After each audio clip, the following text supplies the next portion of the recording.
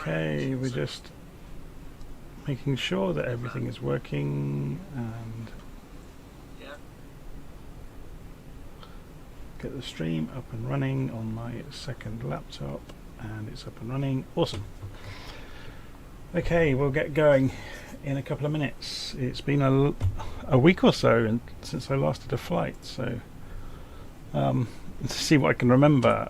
First things first, we need to go and change the control configuration to match the Twin Otter. It's currently set up for the Kodiak, so we're going to sort that out along the way.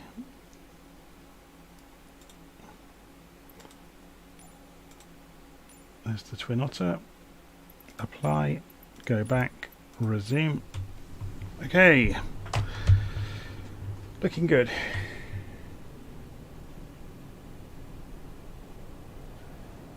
Rubina now is just saying, me here, quick. Yes, you are the first person to watch. So we need to put some fuel in the aircraft to make sure we make it all the way around. So we'll fill up to 3/4. Let's go and have a quick look at the flight plan. We're going to take off from Norman Manley at the bottom, or the southeast of Jamaica, and we're going to fly a number of short legs straight away, but then the legs are going to extend out and get a bit longer for the rest of the trip, so be a bit more relaxed by the time we get to the Blue Mountain National Park. Okay, so it's been a while. Let's see what I can remember. Let's go and get in the aeroplane, remove the gust lock. Okay, let's go and check controls first. So I need to unlock the reversers on my, or lock them I should say. So I've now got full throttle travel, which is good, and I've got fuel condition and propeller condition is good. That should be about there. Okay, battery and DC master is on. Generators to on. Fuel pumps to on. Start the right engine.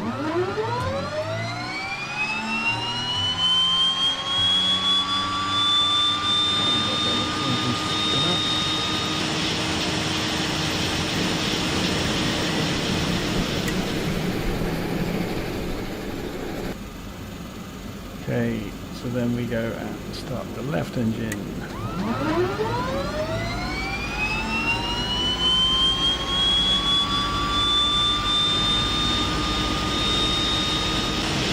Up.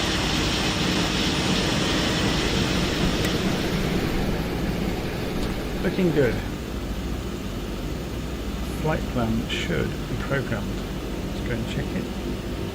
FPL. Yep, it's all in. Whether it's going to draw a line is another matter. So if we increase the range, yes, it is drawing a line for the flight plan, which is good. Okay, so this thinks we are going the opposite direction than I anticipated.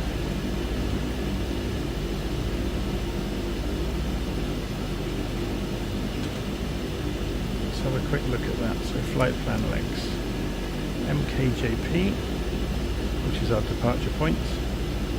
MKBO, which is northwest of us. That's interesting. So, yeah, according to my plan, I'm going that direction, but it's not drawing that, which is really interesting. It's got time to climb, I guess. We'll see if it corrects itself once we get in the air. Oh crikey, I'm so rusty, I've forgotten how everything works. Lights, we need some lights on, so control 6. Gets us the overhead panel in the Twin Otter. We want the anti-collision lights on, we want the position lights on, and we want the seatbelt sign on.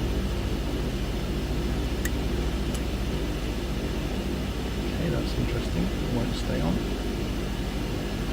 We want the pitot heat on. We want the generators are on. And I think that's about it because it's a nice afternoon flight. So we'll just check that. See if the lights are operating.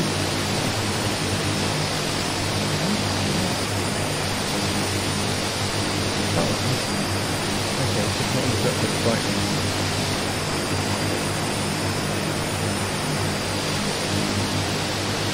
I've got this one right foot. Anyway.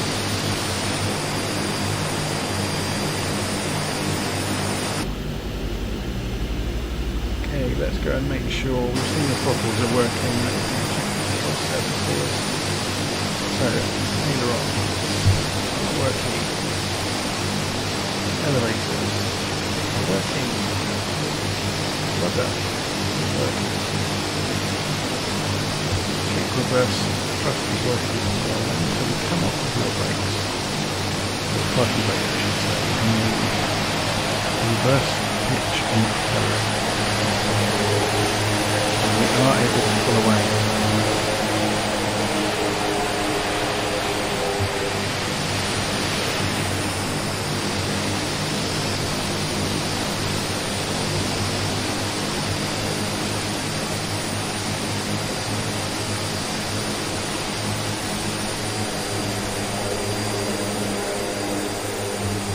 Before we do anything else, we'll go and put the brakes on, then have a look at the map and look at the wing. So we're looking for runway 30, so we're going to turn it right. Look from here, so we're going down here to the runway 8. So off the brakes.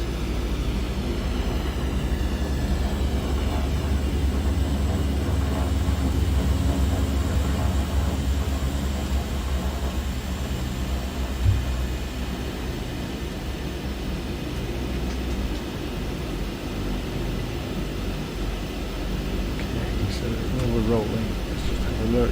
So we're taking off 300 degrees. So we need to get the heading bug around to 300 degrees. I'm just going to get rid of the yoke out of the way so we can see it. Heading bug comes around to 300 degrees. Or just hold it on and wait for half an hour for the indicator to move around. There we go. We're going to go for about 1500 feet, I guess. So we need to 2994 is the correct barometric pressure. Let's just get it over here so we don't run across the grass. So the altitude we're going to fly to is going to be 1500 feet.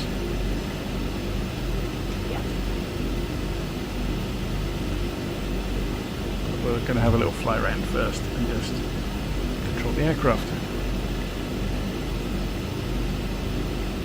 I'm just going to check levels as well while we're doing this, so you can hear me over the engines. You might want the microphone a little bit closer, I guess. Yeah, so that's working a bit better. I'm looking for about -5 on the peaks on my voice, and a bit quieter for the rest of the aircraft, so you can actually hear me over it. Okay, we're not going to use ATC today, we're just going to go for a fly basically. Go and explore Jamaica. We've got live weather, live time. So at the time of recording it's about 2 in the afternoon in Jamaica.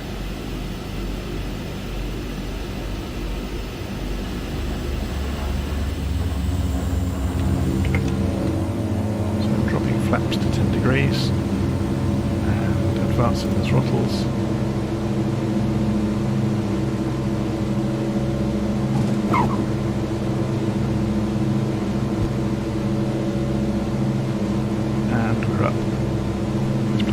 Incredibly quickly. So we're accelerating through 100 knots, so flaps up.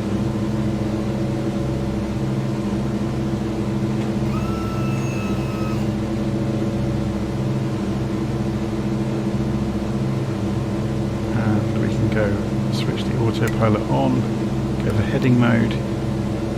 If we go for altitude hold for a moment, it will come back down to 400 that we'd said. If if we then go for 1500 feet and then go and look at the autopilot, we can go press the Alt button and say we want to climb at 1000 feet a minute, which will take us up to 1500 feet. We're getting the beep because we are within 1000 feet of our target altitude. So we're still at full throttle, so I'm going to pull that back to about 80%.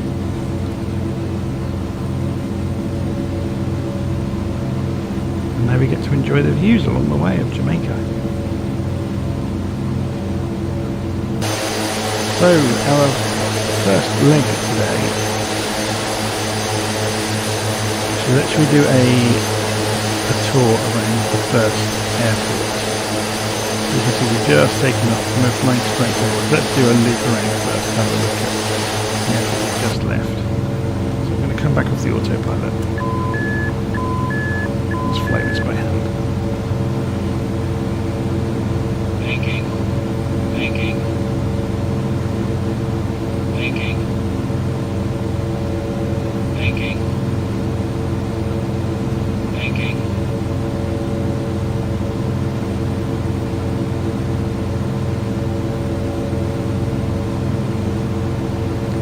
So we're just going to come back past our departure airfield to have a look at it. This airfield is Norman Stanley International. So there we can see it there.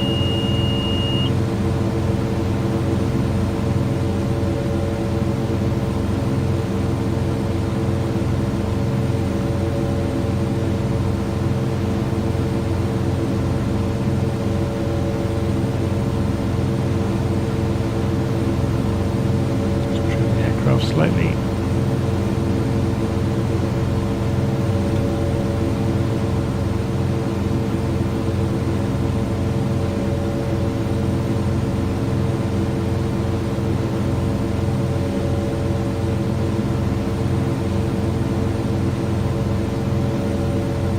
So KMBO Tulloch airstrip we are going to be heading for. If we increase the range on this, do we get to see much more? Yeah, it's made a real mess of the drawing, hasn't it?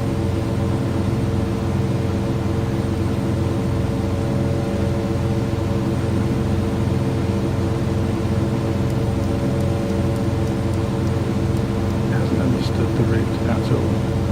So we won't take any notice of the GPS. Ah, that's a shame. Okay. Can't actually see on the side of it. Okay, so there's our departure airfield.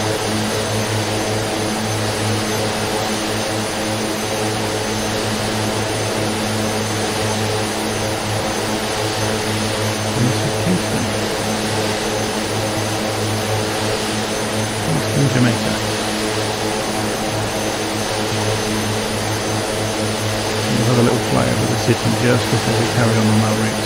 You see there's some mysterious boats under the water. Obviously they were there, but the AI hasn't picked them up for us yet.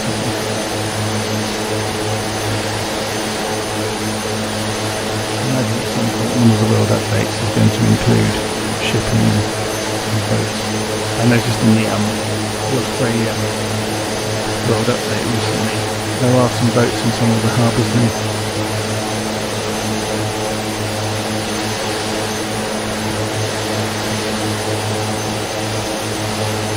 There's one of the cricket grounds.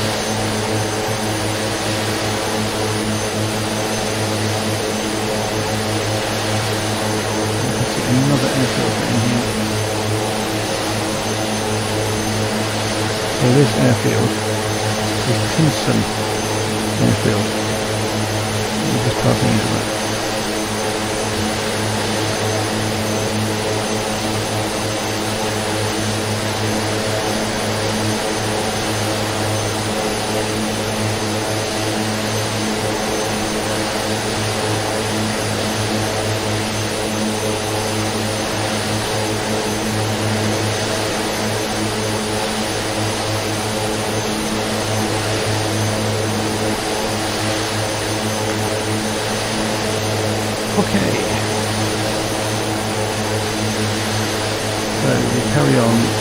to Tulloch airstrip for our first touch and go. Okay. So we continue in the direction we're going, and we should see it on the hills, and we're going to need this aircraft. The Twin Otter is famously a short takeoff landing aircraft, and we're going to need its abilities. So you can see we've climbed up to 3,000 feet, and we're going to slowly start descending, so we'll come off the throttle slightly and let the nose fall. You see the altitude is starting to drop. This is going to be primarily a low and slow journey around Jamaica.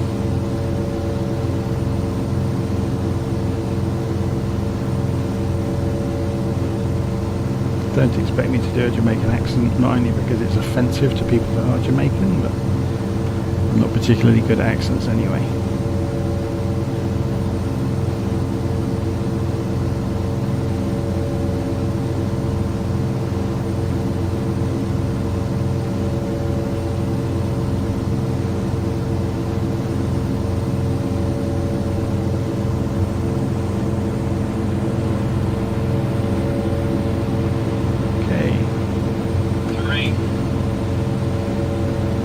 Halfway towards Tulloch airstrip.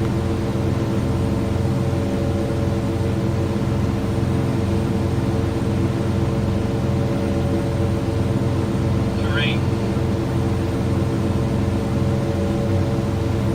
The only problem with flying at such low altitudes is we're going to get the terrain warnings quite often. 3.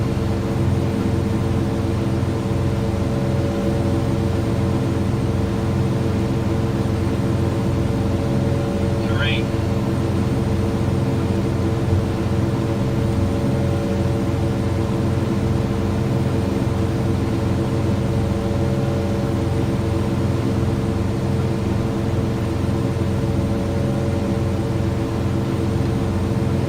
The aeroplane is starting to be pushed around by the wind from these hills, the updrafts.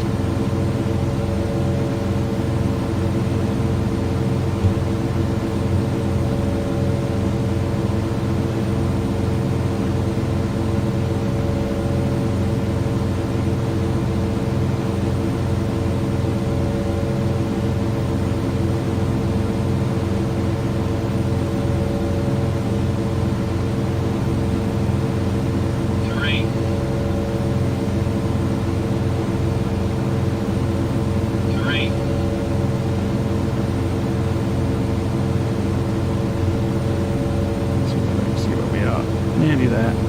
3. So, looking at the wind, we're going to come in runway 08 into Tulloch airstrip. No, we have to land into the wind typically, especially for anything over 6 or 8 knots typically. So we're going to start turning left and we'll start looking for the airstrip. 3. I'm not expecting it's going to be easy to find, so I'm just pulling the throttles back. It looks like it's going to be in this natural dip down here. 3.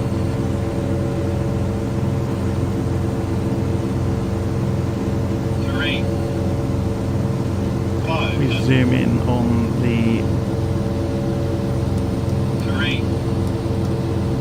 map here, we can see MKBO.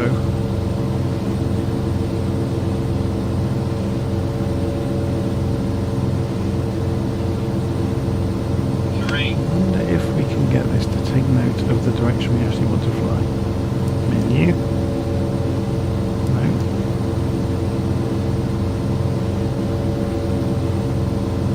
Flight plan. See, it's got the active flight plan, it's just got the wrong leg. MKB. Flight plan. Enter. So if I go do that and press enter. Nope. 3. 3. Right, where are we? 3.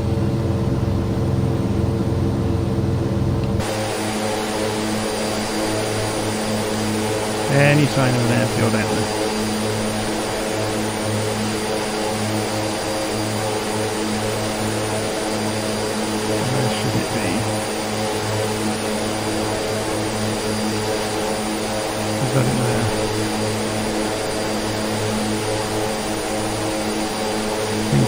speed.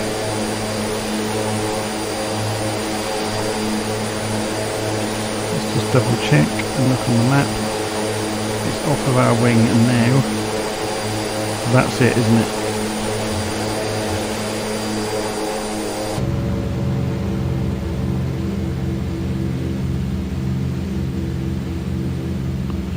Okay, so what we're going to do is loop around to the left. We're losing speed, so we're just dropping the flaps to 10 degrees.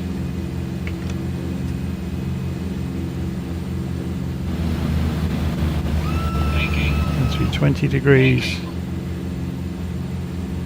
Now 30 degrees. So we should see out this window.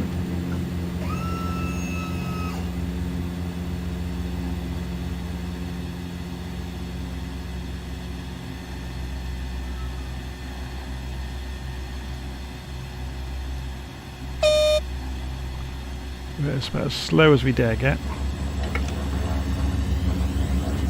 500. So once you drop the flaps on the Twin Otter, you essentially can use the throttle as a change to your vertical speed, because the flaps are so big and so severe.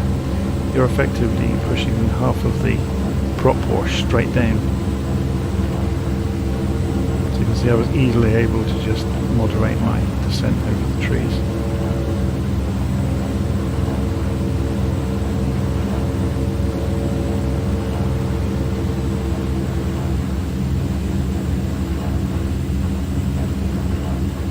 Zinc rate. Minimums. Minimums. Zinc rate. 100. 50, 40, 30, 20, 10. I wanted to kind of miss that road, but we just touched it. Okay, so we're going to ease the throttle back up. You will see, keep the nose to the horizon, and the plane climbs on its own because of the flaps. So we just gently raise the flaps, wait for the airspeed to come back, because we're still only doing 60 knots. We don't raise the nose, whatever we do. So I'm just gently feeding back out the back stick I was holding to keep the nose level, and raising the flaps bit by bit, and you can see the airspeed returning. It's a strange balancing act flying a short takeoff landing aircraft. Look now, we're just coming back up towards 0 flaps, so you'll see the speed really come back now. So we're coming through 120 knots, 130. Okay, so our next heading for the trip is 319 degrees. I'm going to have to go more than that though. I have to zigzag to get the angle correct. So we're just coming through 360. 330 degrees on the compass, 300 degrees. So let's level out. It's not going to be very far to the next airfield. If we slide ourselves around inside the cockpit, we can look over the nose. Pull the engines back to 80%. You can see we're going to come in for runway 7 at Ewerton airstrip. So the beginning of this journey isn't so much sightseeing, it's more about a few touch and goes at local airfields, and then we get off on the longer distance links. So what does the scenery look like near the airfield? It's before the hills, so it's in the base of this valley. So it's somewhere down here then.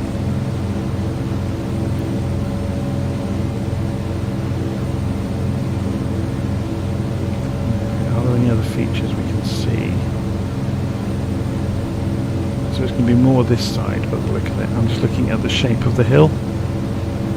So So it's between us and the ridge in the distance. So it could even be over here.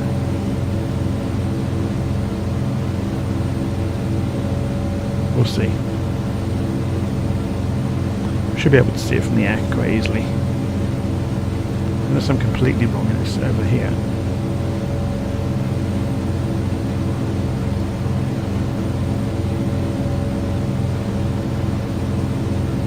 I was just looking at the shape of the hill out there with the ridge.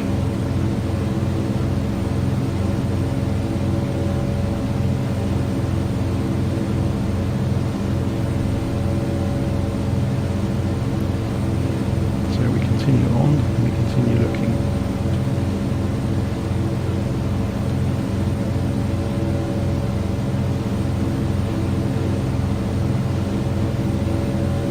Terrain.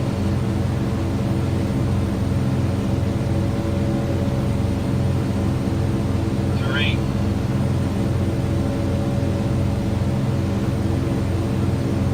Terrain.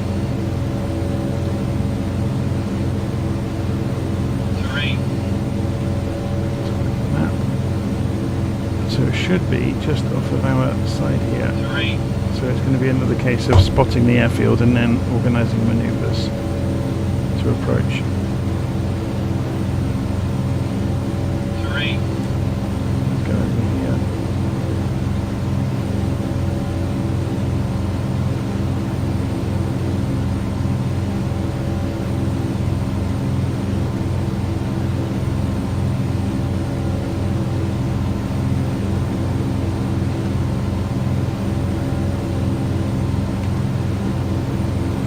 Directly off our wing. There it is. Okay, so we should have enough room actually to slow down. Banking. Banking.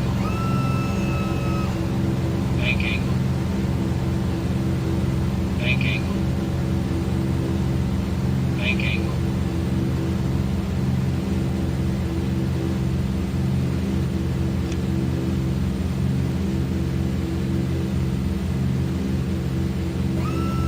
Okay, you can see the airfield directly in front of us. So this is Ewerton airstrip.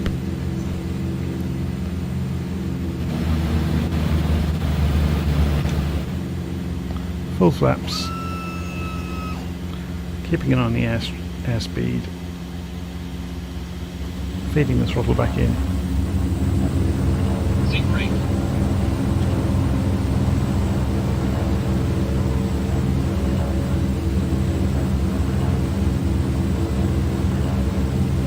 Move that mouse out of the way. Usually the mouse disappears. It hasn't done so, has it? Zinc rate. Avoid the trees on the way in. Minimums. Zinc rate. Zinc rate. 100. 50, 40, 30, 20, 10.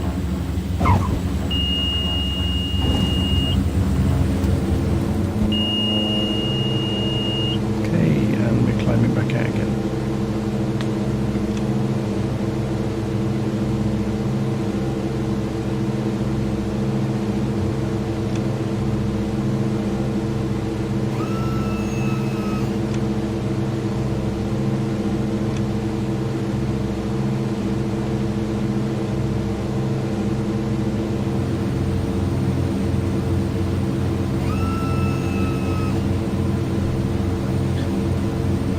Okay, next leg of the journey.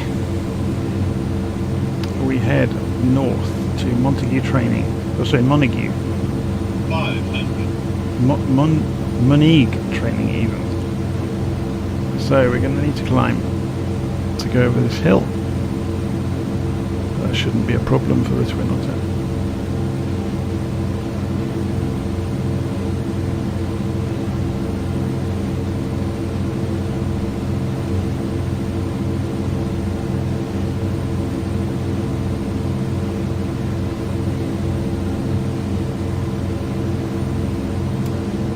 Full throttle. Level up. So I'm using the artificial horizon now as a reference.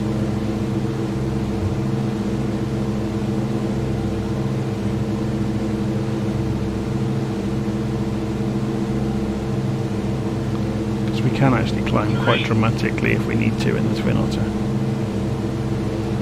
It's a very, very good aircraft at manoeuvring in these kind of situations. Terrain. Hold up. Okay, Don't sink.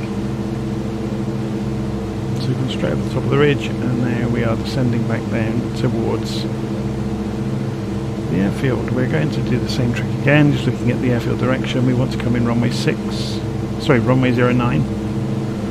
So we're going to turn across the path towards the airfield. Terrain. Too low. Terrain.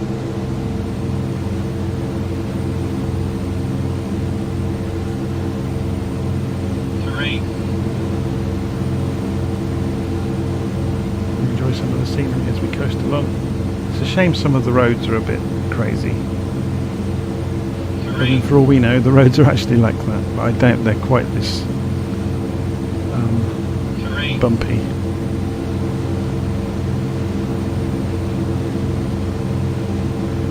We're going to have a look outside, see what we can see. Can we see the airfield yet? So we're just passing it. It should be off of our right wing anytime soon. We're going to look out of the side window.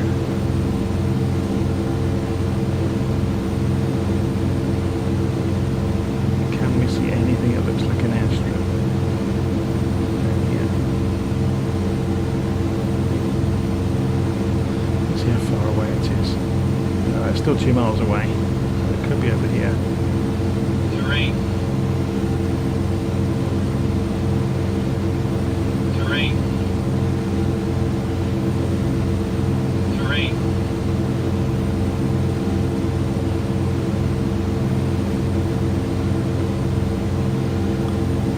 Directly off the wingtip anytime soon. We're looking for a patch of prepared ground, basically.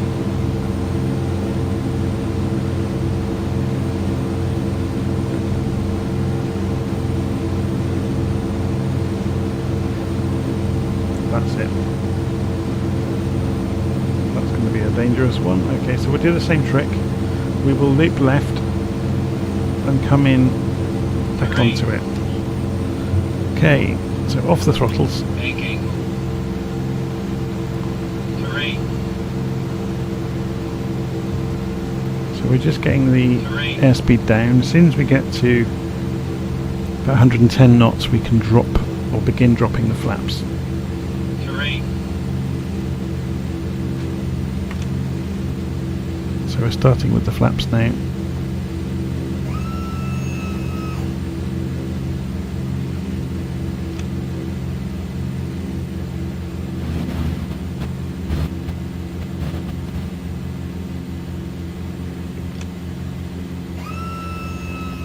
Now we're looking for the airstrip again. It should be somewhere out in front of us, and there it is. You can see it in the trees.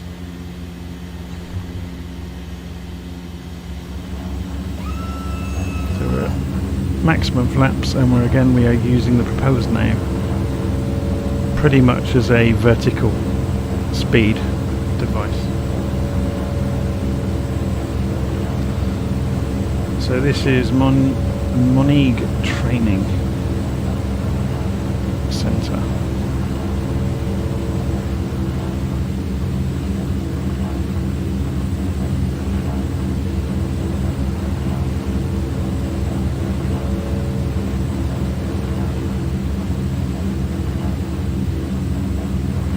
Get a bit of a better look at the scenery. 500.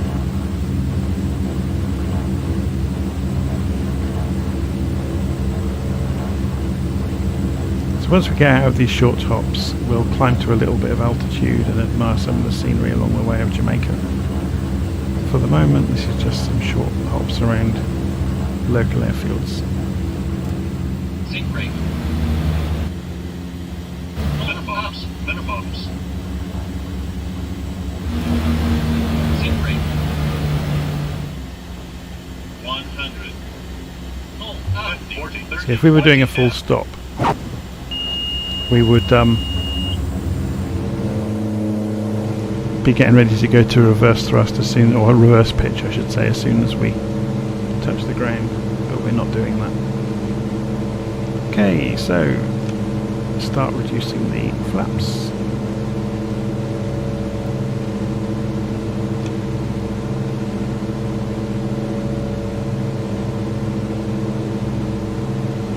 Be careful not to overspeed the aircraft as it accelerates, so we can keep holding a positive amount of pitch. We're going uphill anyway, which is helping us not to do that.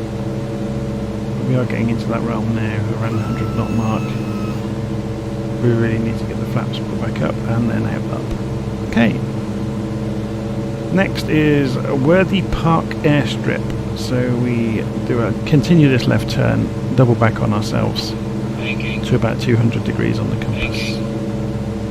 Let's have a look at the direction of the airstrip. So we should be able to fly straight in runway 16, because looking at the wind, it's just a crosswind. So we're looking at the compass down here for 200 degrees or thereabouts. So continue the turn.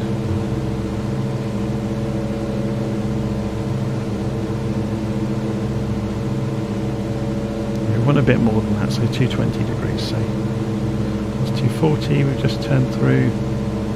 230, 220, and we level out. And give it a bit of elevator trim to keep the nose back up. So we're watching the vertical speed indicator here, so we're still climbing at 1,000 feet a minute, but obviously we have hills in front of us. We're approaching. So sit back down. So while we're on the route, we can have a look out the window. Sun over Jamaica. It's very green.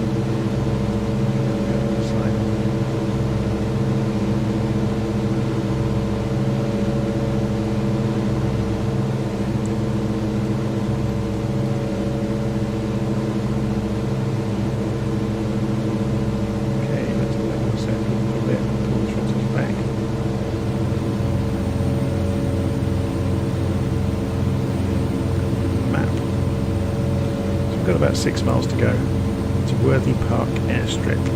Mike Kilo Lima Lima.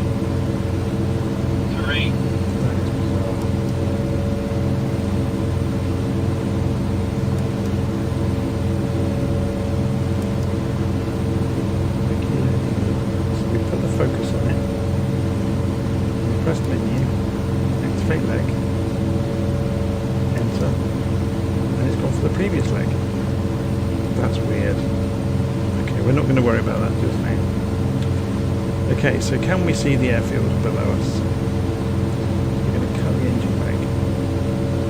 Remembering we're going to come in directly onto the airstrip. Let's have a look. We're running in straight towards it. So yeah, I think we're looking at the grass. Sink brake. Sink brake.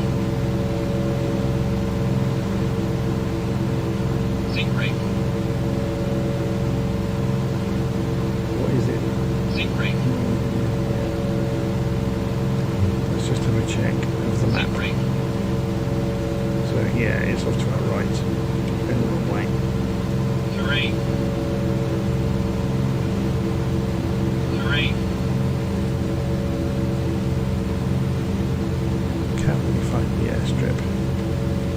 going to fly directly over it anytime soon. Terrain. So let's...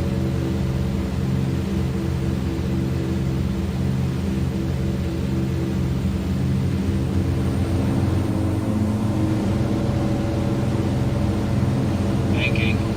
Banking. Banking. Banking.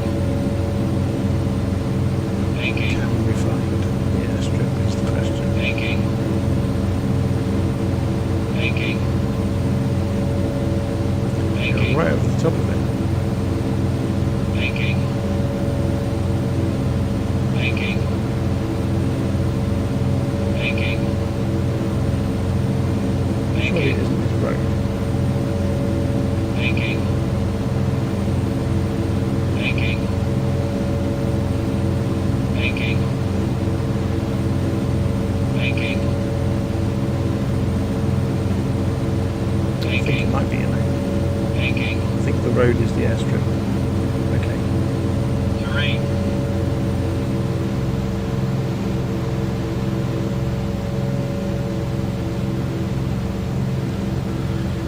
Not a problem. Sink rate. Banking. Banking. Banking. Banking. 500. Banking. Banking.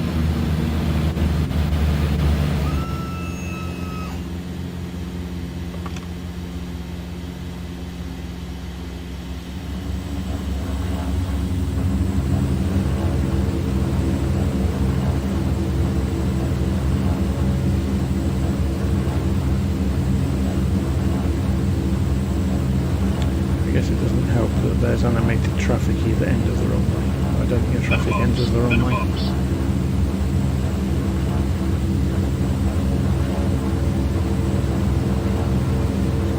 He says famous last words as a truck crossed. No, yeah, there you go, look, so this is the runway. The traffic didn't enter it. 40, 30, 20, 10.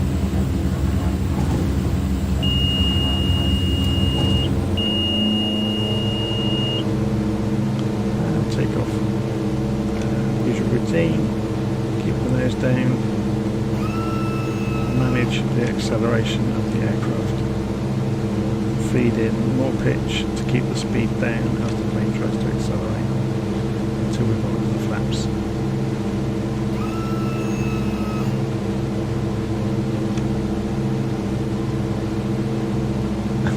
Leah's appeared in the comments, we are jamming. Yeah, I would put some Bob Marley on in the background, but then I get a copyright strike. So yeah, I'm not going to do that. Okay, next leg, we are going to turn around left to 180 degrees and fly 15 miles down to Port Esquivel airstrip. So I apologise for my pronunciation, it's going to be horrendous. Banking. Yeah, Twin Otter really doesn't like being thrown around. It complains bitterly. Okay, so Terrain. pull the throttles back, Banking. turning left to 180, Banking. Banking. and we'll get a little bit of height and admire some of the scenery along the way this time. Terrain.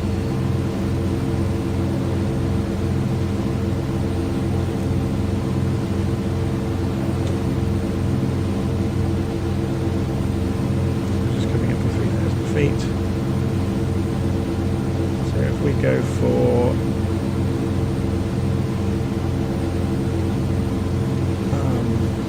heading hold mode, if I can ever get the why they took the acceleration away from the knobs in flight sim, I'll never know. Biggest pain. So heading mode, autopilot, altitude hold mode. We're good to go. We can just enjoy the scenery now. There we go. Jamaica. So let's have a quick look at the map.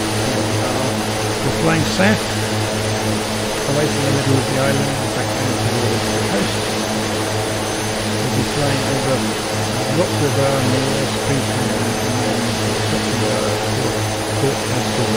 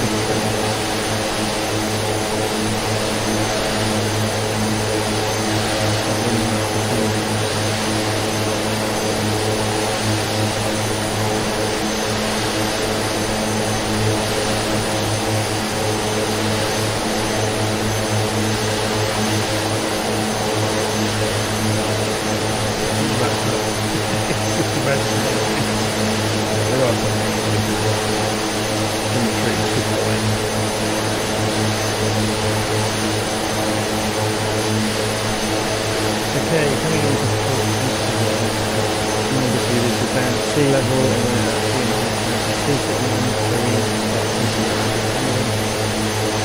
ahead of us.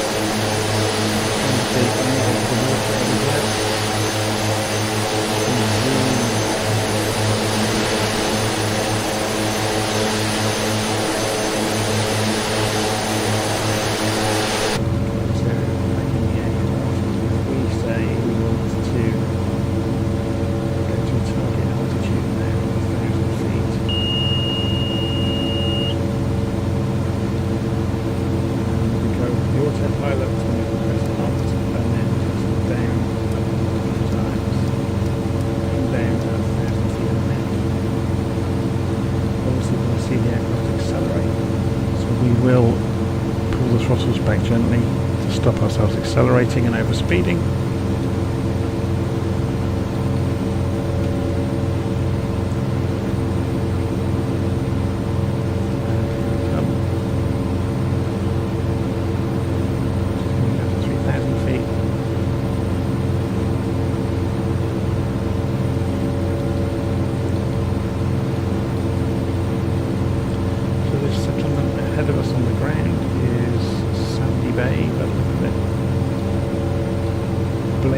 Gas station apparently is going to be on this road.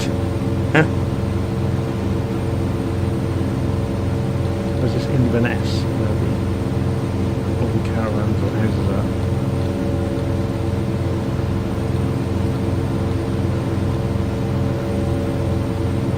You can see the roadway. So we are going to pull the throttles back. Autopilot.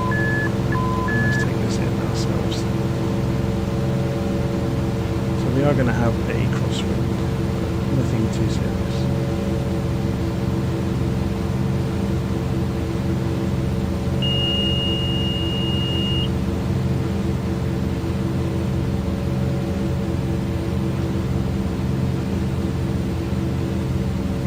Okay, so we're coming down to 110 knots, so we can go for the first stage of flaps.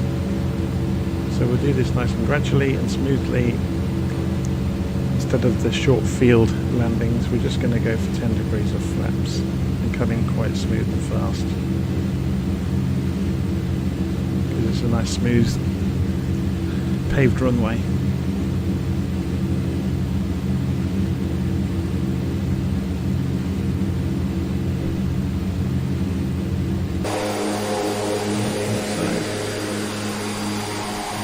See some of the houses going past beneath.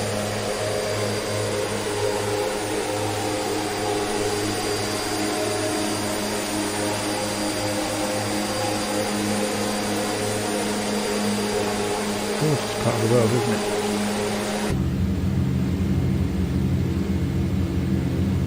Okay.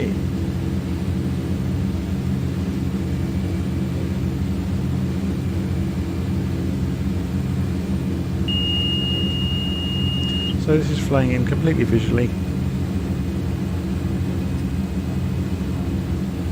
Just watching the runway, making sure we don't get too low too early. 500.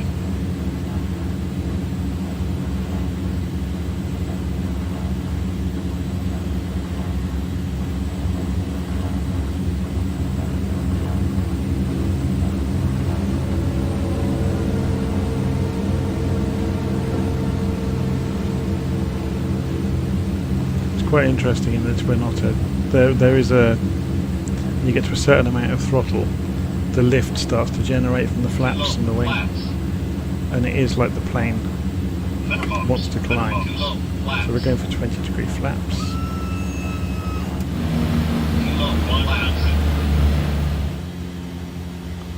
And we're idle on the engines just to get the touch and go in quickly. 10.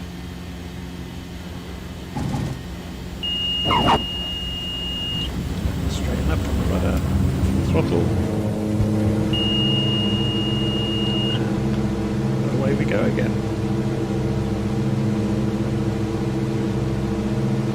Okay, so raise the flaps. Decide where we go next. 270 degrees over to Racecourse Airport. So let's begin the turn.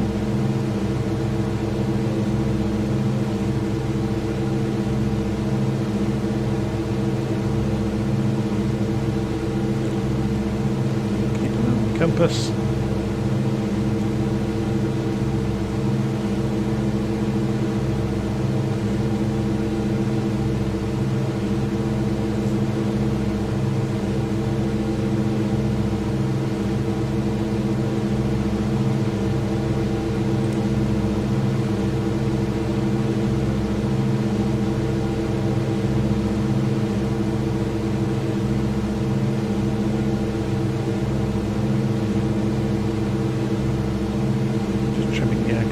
Obviously it's accelerating as we level out, which generates more lift, lifts the nose, so you need more pitch down, which accelerates you, and it's a circular routine until the aircraft stabilises. So we're going to pull this back to 80%. So we've got some low level mist in the distance. Nothing to be too worried about.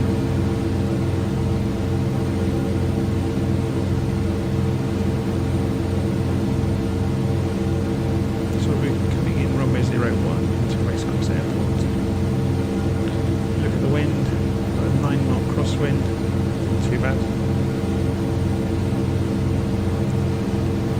So we'll scoot forwards. Let's see if we can see. Airfield.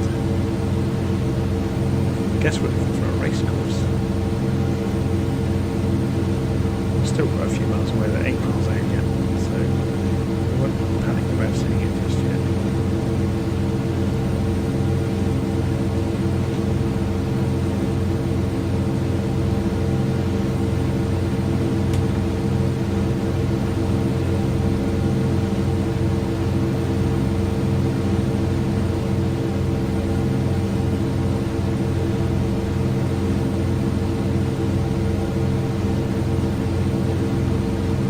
We're on our way to MKRA. Let's see if we can get this to behave itself.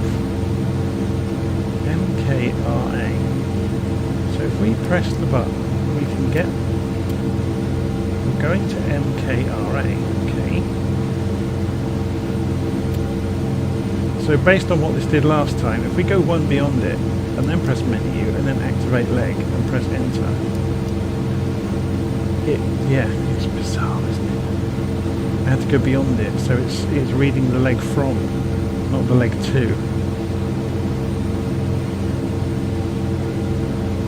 So that should now reflect accurately on the screen of what's going on. So let's increase the range. Okay, alright, there we go. We now have a map we can follow inside the aircraft as well.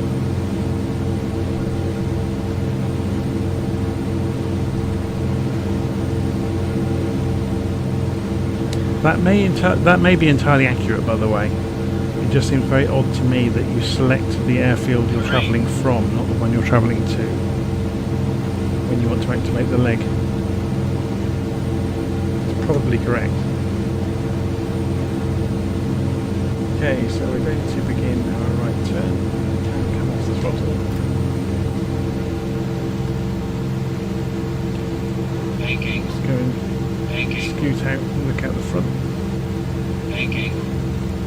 And there's the runway. It's a whacking great runway.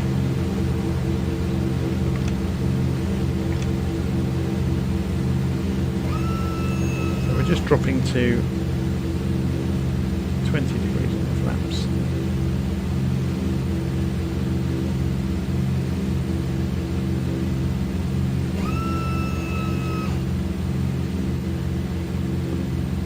So I'm guessing it's a well-built runway because there's a race course nearby, and this is so all the high-rolling gamblers can come and fly in their aeroplanes to have a day of gambling.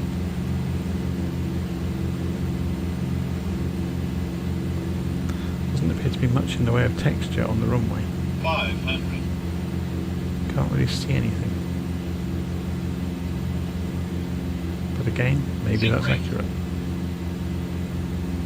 Hold up. Minimums. Sink rate. 100. Sink rate. 50, 40, 20, 10.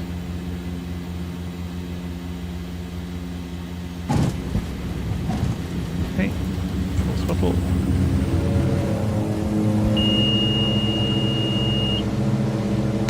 We're away. Flaps up.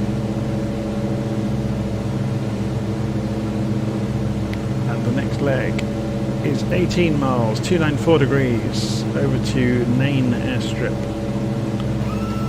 So let's begin the left turn as we climb out.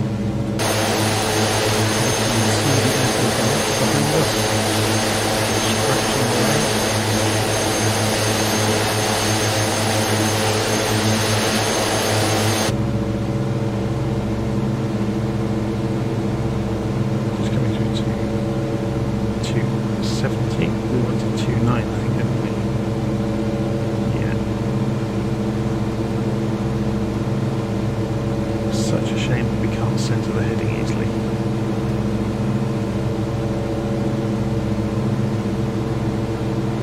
Hold the mouse down for ages to move the heading marker around the compass.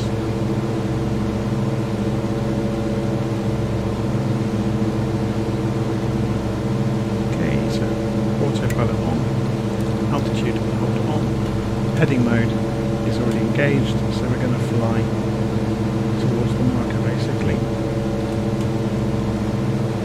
And now we have got a hill coming, so we're going to need to climb. So we're going to go for 3,000 feet. We're going to go at a vertical speed of 1,000 feet a minute. This aircraft can do very easily. See, we were almost at maximum speed anyway, so it's going to make this climb very easily.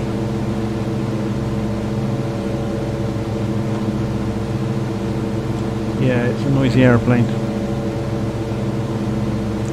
I can quieten it down a bit in the cockpit if I take this down to, say, minus 50.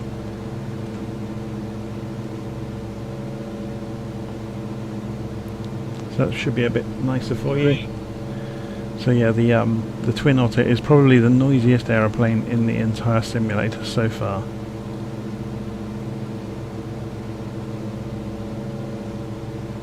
I need to start making a note of what volume settings to have the aircraft on so you can still hear me over them.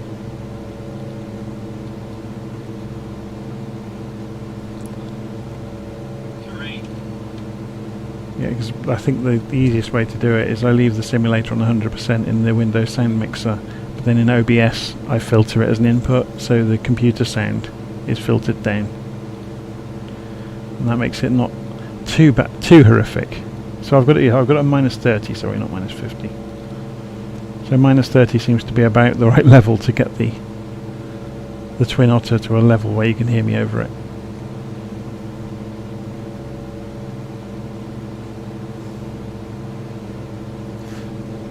Balancing the levels is really difficult if you can't hear yourself, which you can't if you're recording.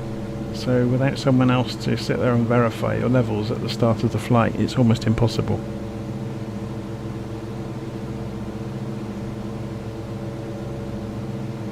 Unless, like I say, you just write down the values and do testing beforehand. But then suddenly an ad hoc live stream turns into an hour of testing before you do anything.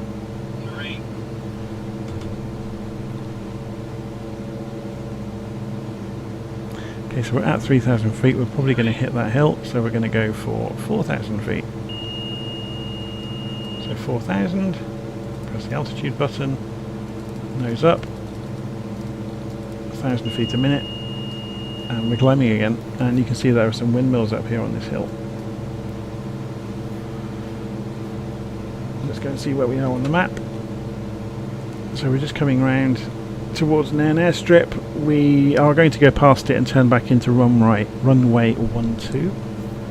at Nain airstrip. So over to the left you should be able to, well, you actually can't see anything over to the left at the moment because there's a sodding great hill in the way. But off the end of that hill you can see the ocean, obviously.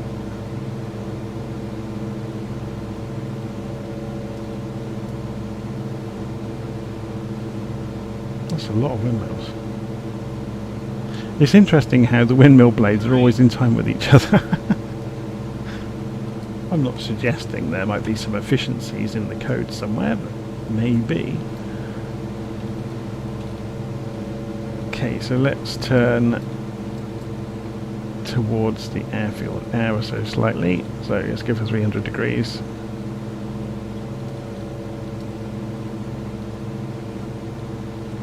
Now, looking at the contour lines on the map here, so this drops down, and then in this hollow is the airstrip. So the airstrip's at 585 feet altitude, so it's 2,500 feet below us. Well, no, 3,500 feet below us.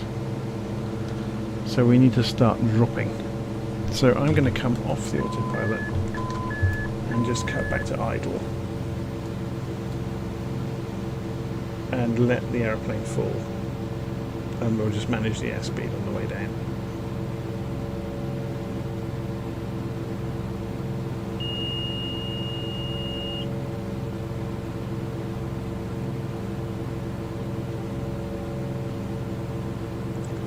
So we can happily drift down at about 2,500 feet a minute.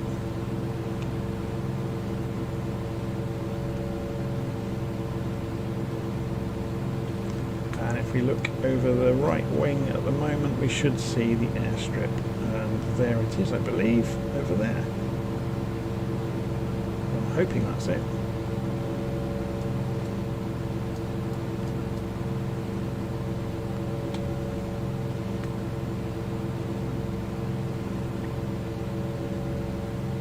Open the engines back up.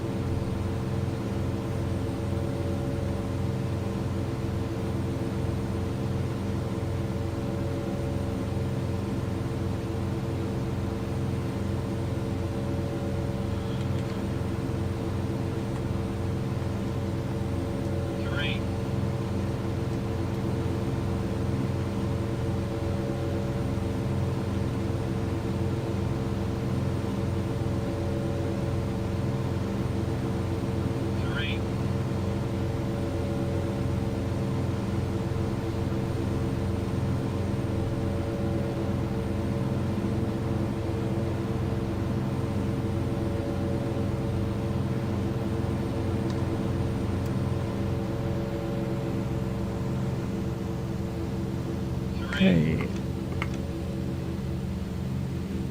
Flaps to 20 degrees, takes them a while to travel. And we're turning in towards the runway.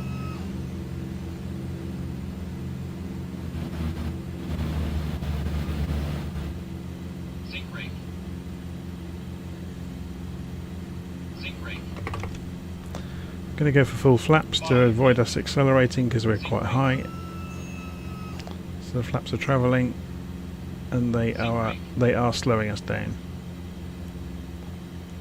which is perfect. Sink rate. So it's quite a steep descent, but then the Twin Otter's very good at steep descents. So we just got to avoid the tree line here. 100. Sink 90, 40, 30, 20, 10.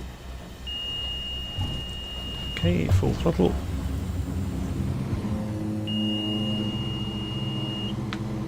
Again, so we just balance the nose against lifting the flaps as we accelerate away. We don't try and climb with full flaps because it won't work.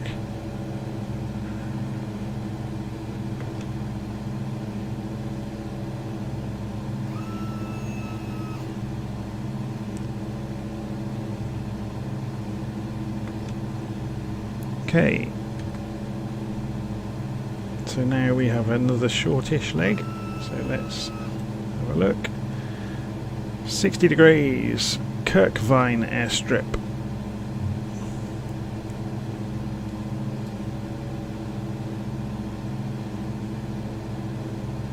Banking. Banking.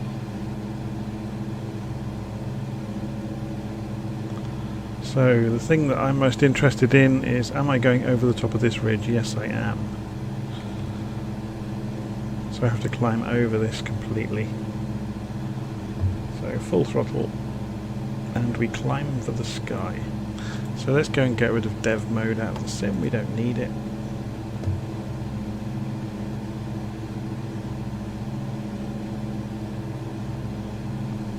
Look inside.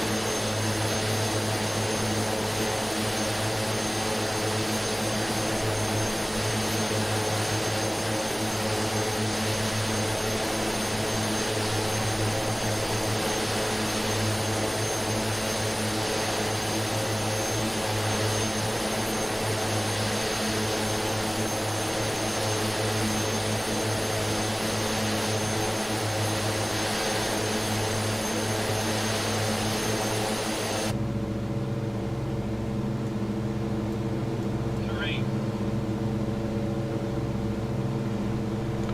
Throttle's back now, we finished climbing. Just cruise.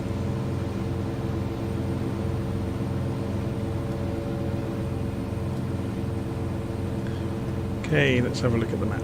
So we're about over a third of the way there now to Kirkvine. Mike Kilo Whiskey India.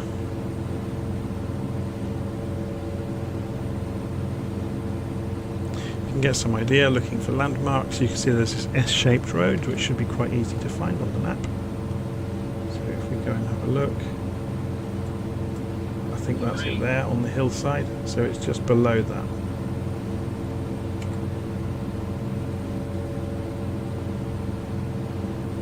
Unless my map reading skills are truly awful.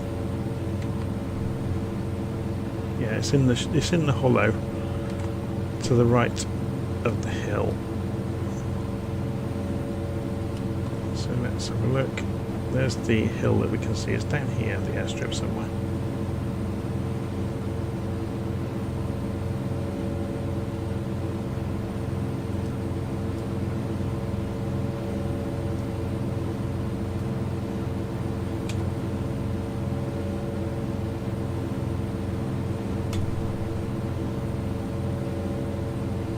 Looking for Kirkvine.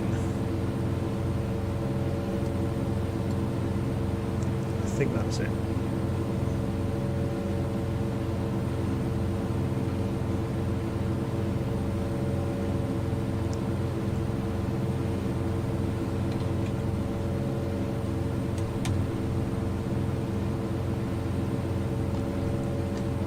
Okay, let's cut the throttle and start descending.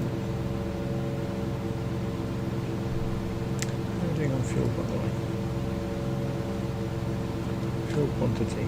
Okay, 3/4 still. Or 2/3, I should say. Doing well. Okay, let's just slide sideways so we can see around the pillar.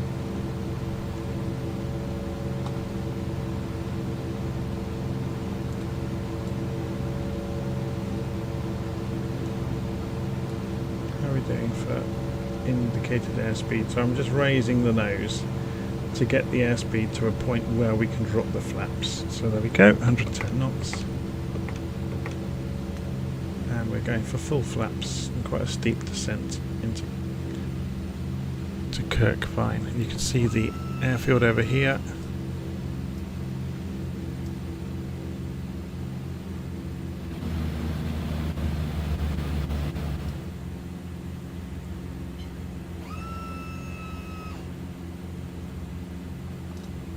Okay, straighten our view up.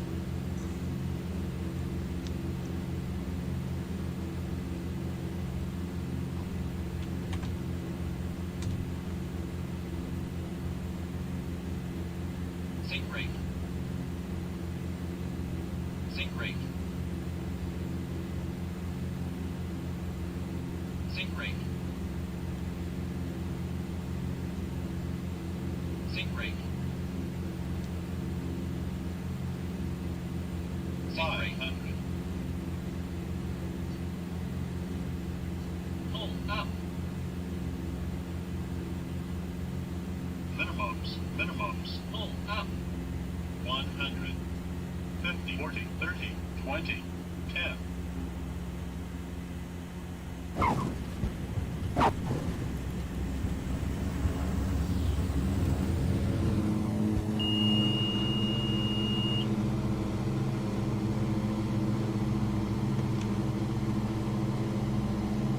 Just raising the flaps.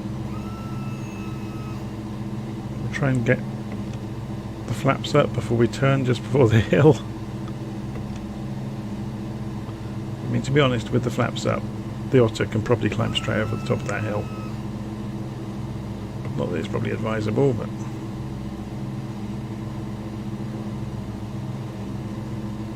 we'll try it. We can always turn away if we don't think we're going to make it. So we're getting to 100 knots. No, we're fine.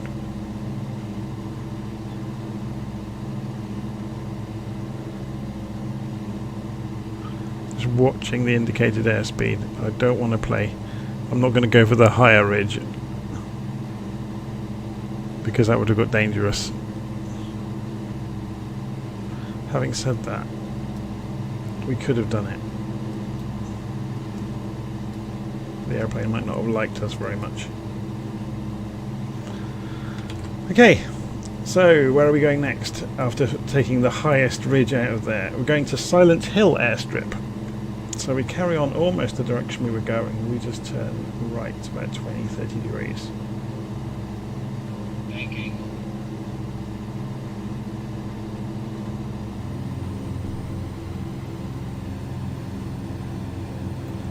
And let's have a look at the wind.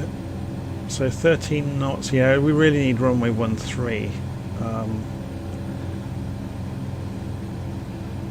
So we could, I guess we could fly a circuit in.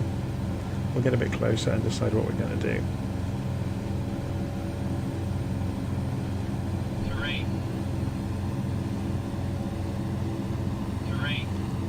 So we're up at 3,500 feet. This is obviously one of the highest parts of the island. Let's sit up in our seat so we can see out over the nose. Let's actually go and sit out over the nose so we can see some of the scenery along the way. Have a look from the outside view. Kind of strange scenery, isn't it, in Jamaica?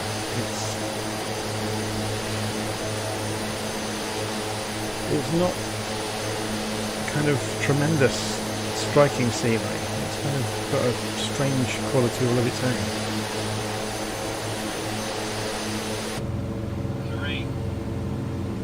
Okay, so where are we? we should be able to see the runway over here soon.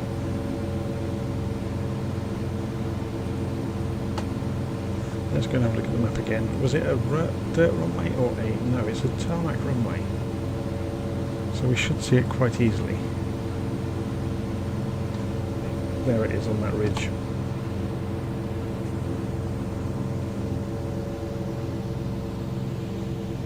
I think it is anyway. Terrain. So I'm just getting the airspeed down.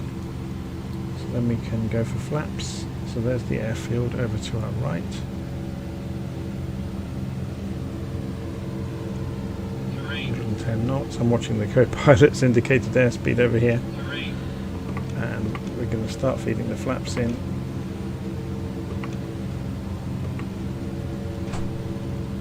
And start dropping the speed.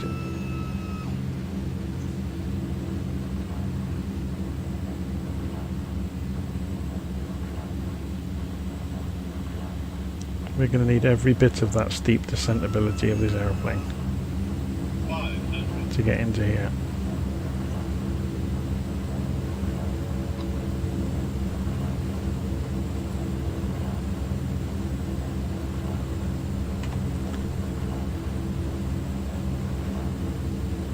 Okay. Just straighten the view up. That's not the runway. That's a road. Okay. We're lost. Okay, let's climb out. It's to our right. Now, can we do this very quickly? Banking.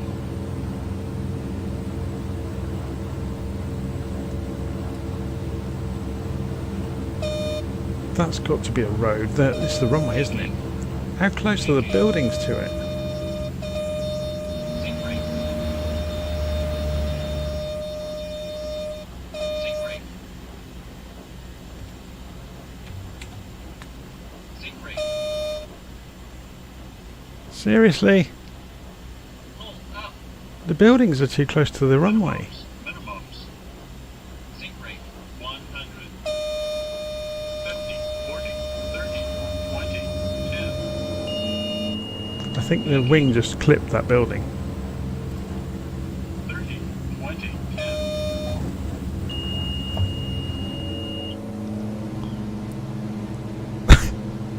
10. Okay, so that was dangerous.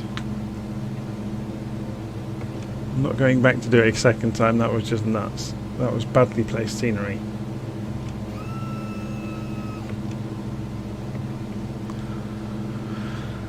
Okay. Now we have a long leg, so I'm going to get some altitude, turn around, and we're going to Negril Aerodrome at the far end of the island. 49 miles, 287 degrees. So we start turning left. We'll go for 5,000 feet. Banking. Banking. 500. We want 7-ish, so heading mode's on.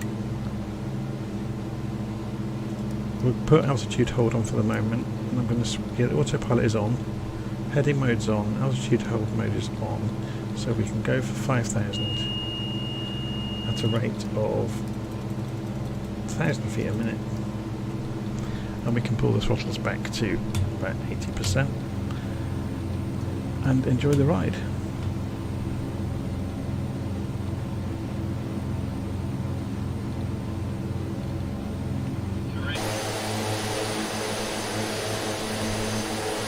So at this point we can go and have a look on the map, which should have the flight plan on it.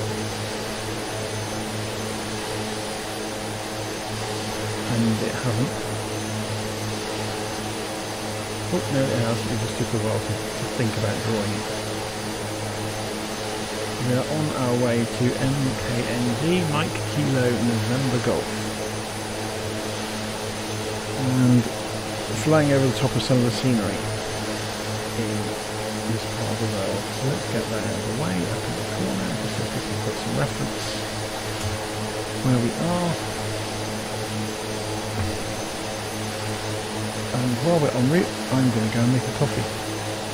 I'll be back in a couple of minutes.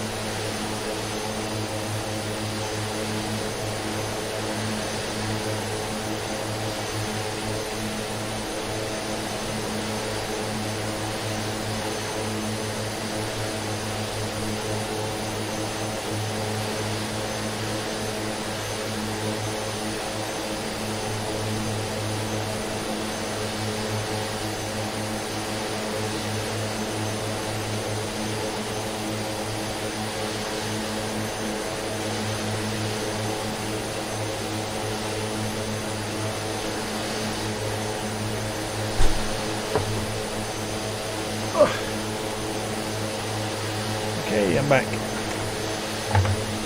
So we are flying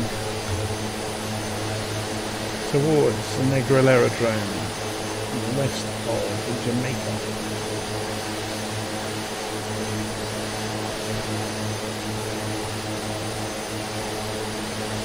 So the fields we can see over to our left are this clear area near Balaclava.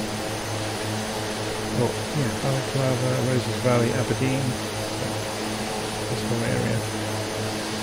The hills in the distance.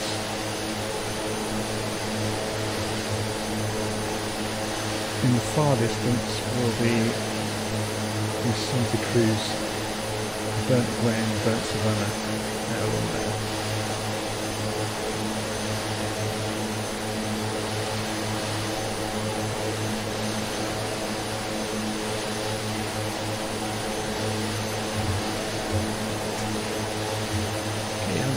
Coffee.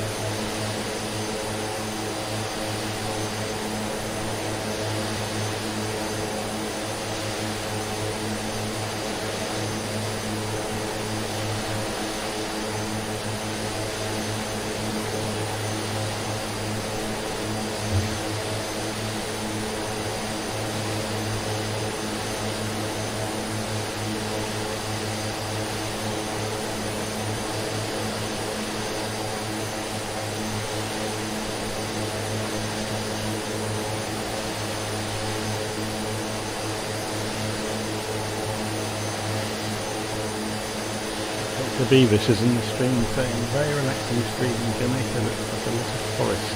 It's because it is. A lot of wild wilderness.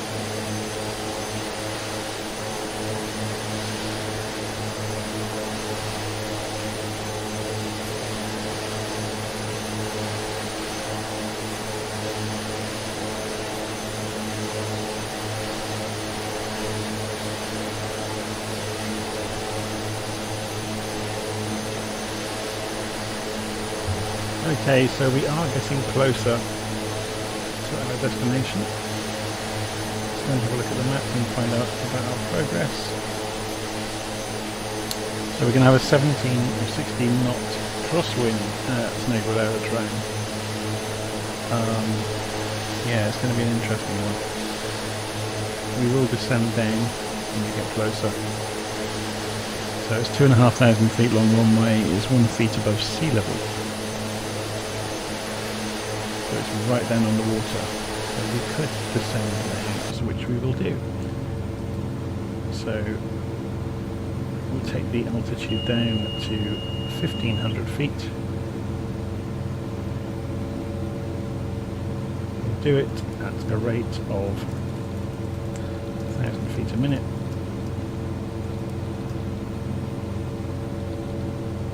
We'll just keep an eye on the indicated airspeed, that it doesn't get too close to 170 knots, which is the maximum for the aircraft. We're back out over farmland now, but yeah, the central part of the island is very much forest.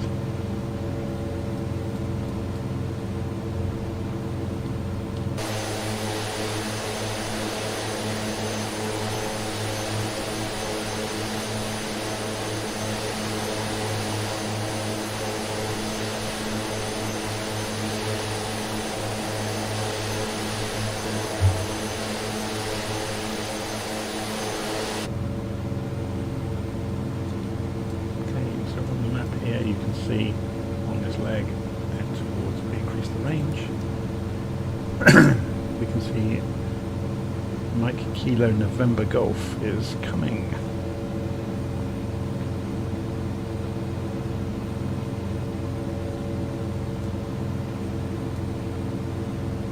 And we are descending. If we look up overhead, we can see this river that we're passing over at the moment, winding its way through the fields.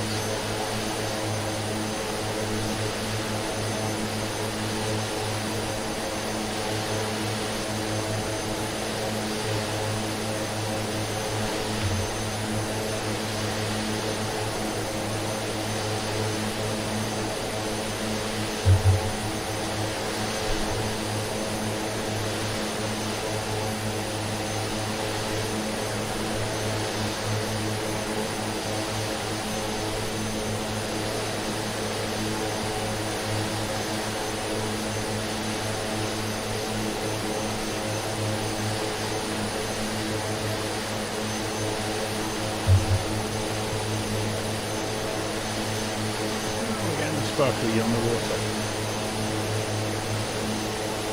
The sparkles on the water seem to be a new effect that's been introduced in one of the most recent updates, because I'd never noticed them before. Okay, let's see if we need to modify our approach at all. No, I think we should be good to turn directly in. But we'll go to manual control in a moment anyway.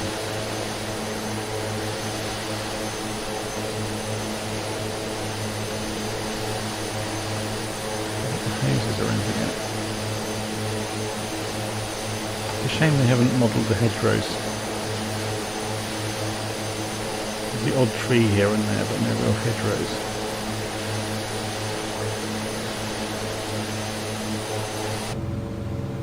Okay, we're going to keep an eye on it. We're coming down to 2,000 feet. We're getting close to these hilltops.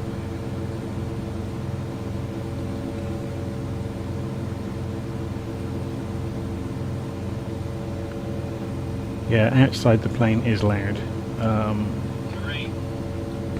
I've already cut the noise of the plane quite a lot. The Twin Otter is probably the loudest aircraft in the game. Okay, we're just coming up to 1500, which is looks like about the right height to skim these hilltops. Go and look out the window over here. Terrain. The engine.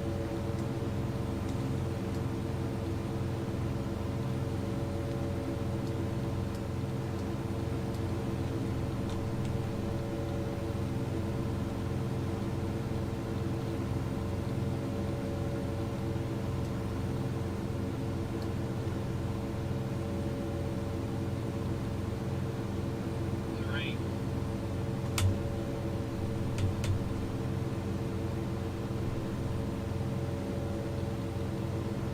Terrain.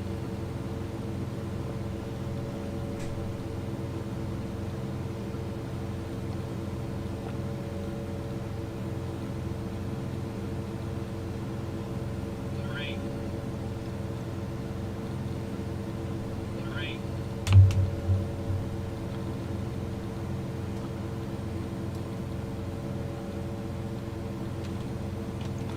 Okay, let's have a look at the map. Terrain. So we should be able to see the runway over there somewhere. Terrain.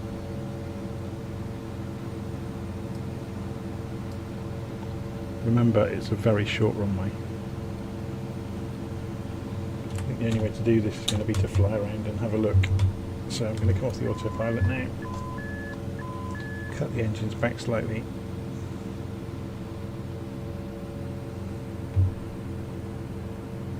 And here's the runway here, isn't it? Or a runway. Heading directly for a runway. Yeah, that's not the runway. That's obviously unmarked. It's not appearing in the game. Or is it? That's just a road that looks like a runway. Terrain.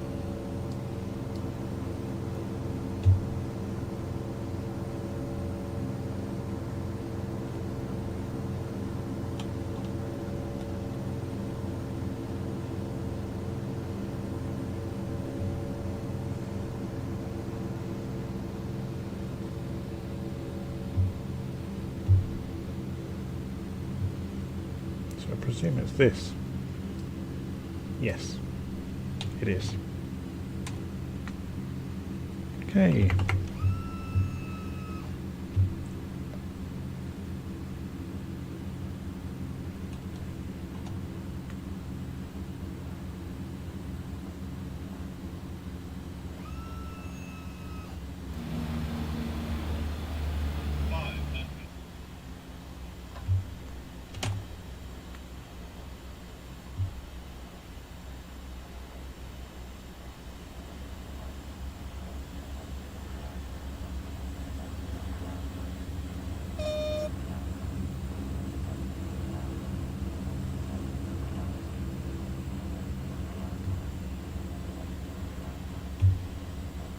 Minimums. Minimums.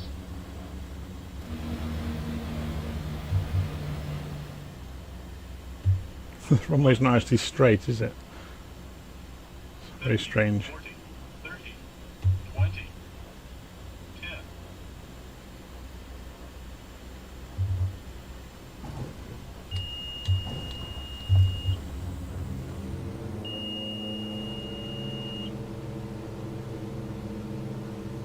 Okay. It does feel very strange flying the Twin Otter with this incredible amount of lift it has.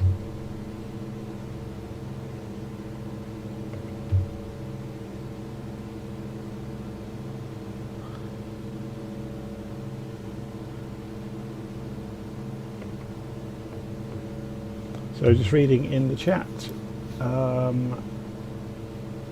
Dr. Beavis on about learning to fly by instruments. Yeah, it's not too difficult, it just takes a bit of practice. It's about being methodical more than anything, following a methodical procedure. So at the moment I've just trimmed the aircraft out. So on my joystick I always use the hat switch as the trim, so I've always got an easy way of accessing trim. So the plane's just basically flying out now. You can see it's climbing at 2,000 feet a minute.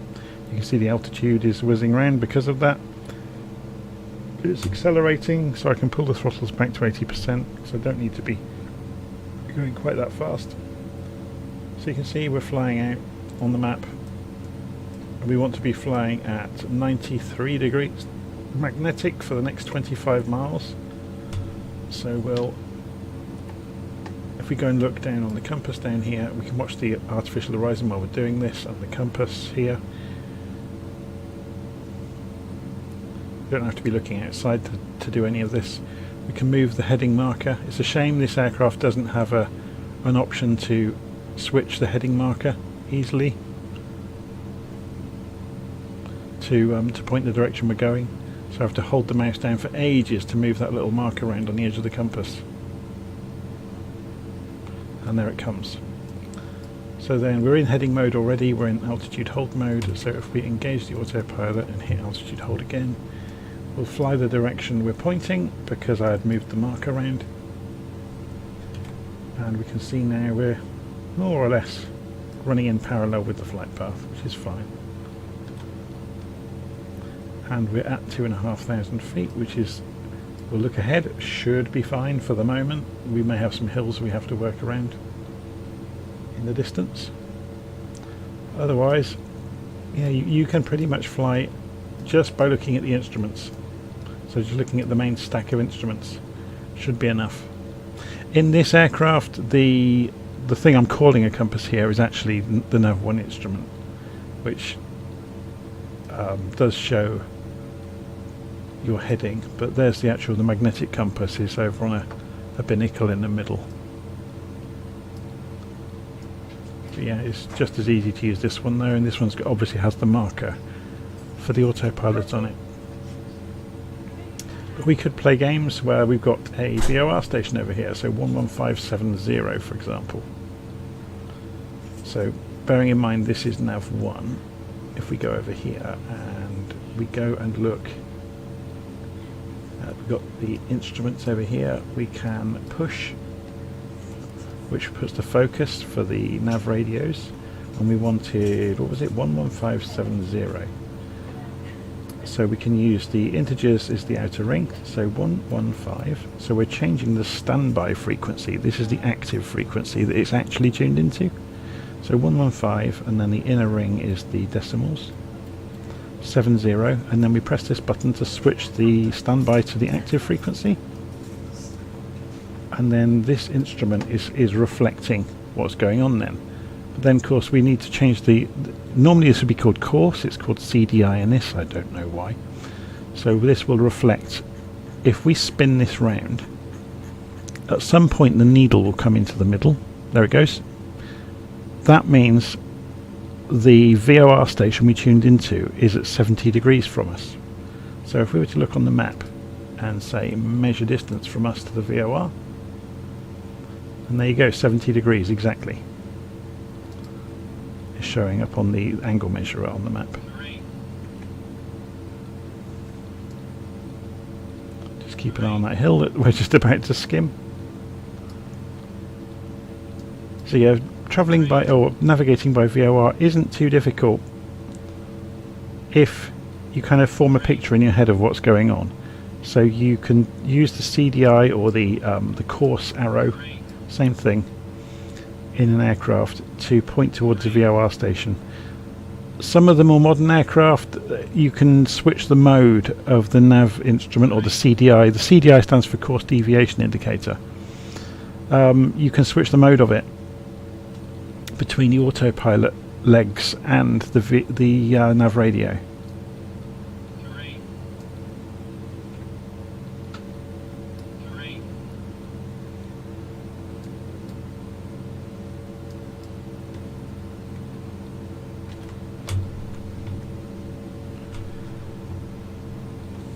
Okay.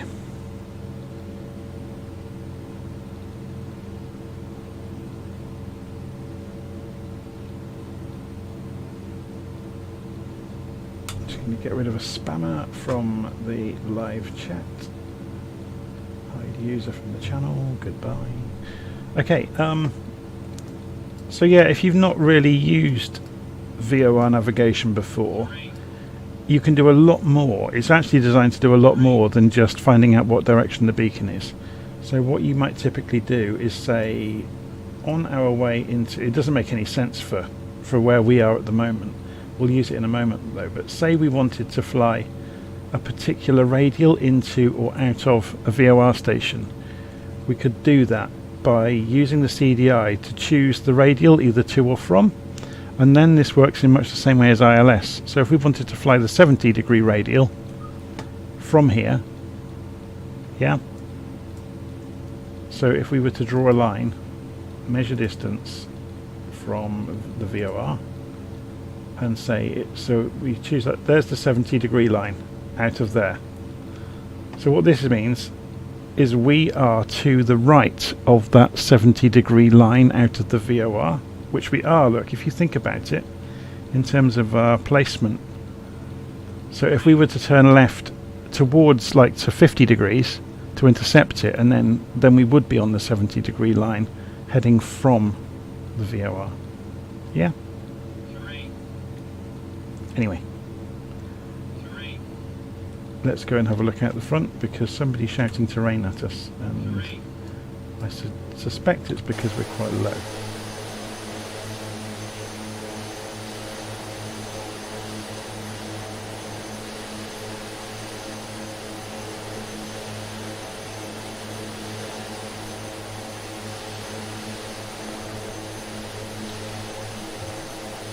But yeah, once you get a handle on how this actually works with the direction it's pointing, you've got half the story of the ILS, which obviously does horizontal and vertical position at the same time.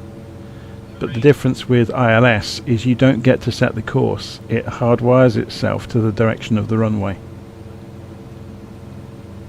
Yeah, so the CDI knob will do nothing when you tune into an ILS frequency. But you will get another needle for your vertical position if you've got the hardware to do it.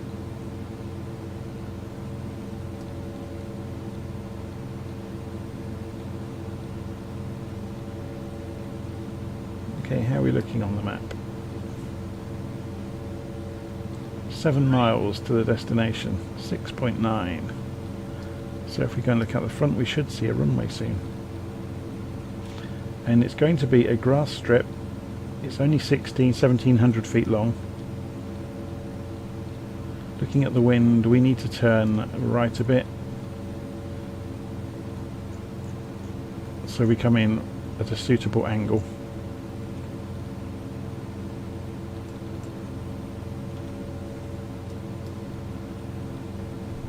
So we're going to start slowing down as well, because we want to be able to drop the flaps, and to do that we need to be about 110 knots maximum. So we're starting to look for the airstrip.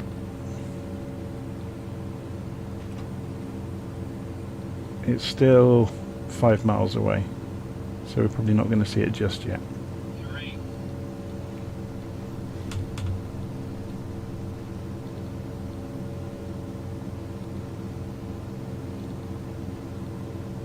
Yeah, just reading in the live chat, Dr. Beavis is saying about playing around with the radios. It is the best way to learn, is to just fly around and notice what the radios do in relation to what you're doing.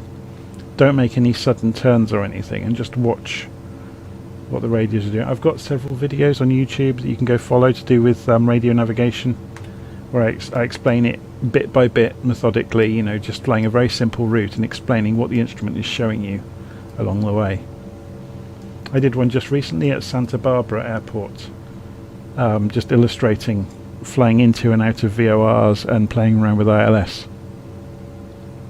I think I did it in Kodiak. I can't quite remember now. But it's very straightforward. Okay, how are we doing? We're about 4 miles out. So it's over here somewhere in the trees.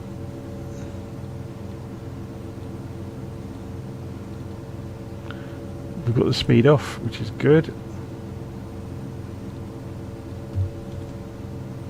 So let's go manual.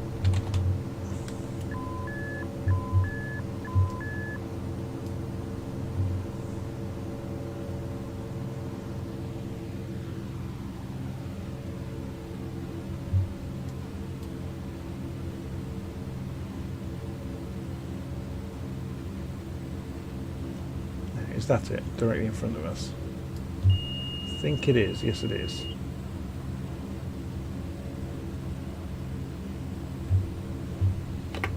Okay.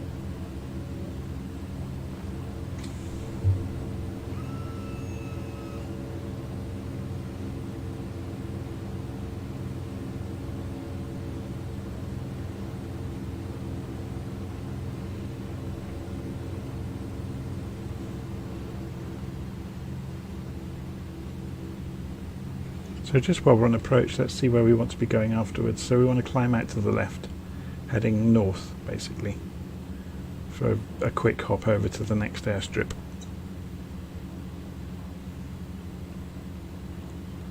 So we're at 10 degrees flaps. We are going to start dropping the flaps further.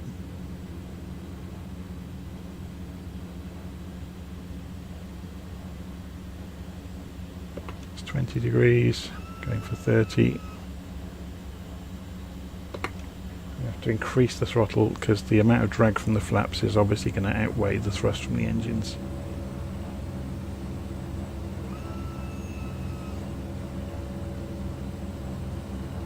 So coming up to full flaps.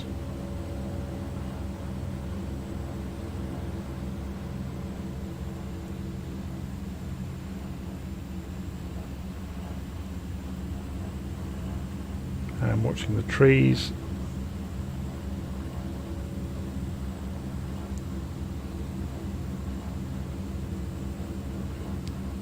Get a fair amount of turbulence off these ridges.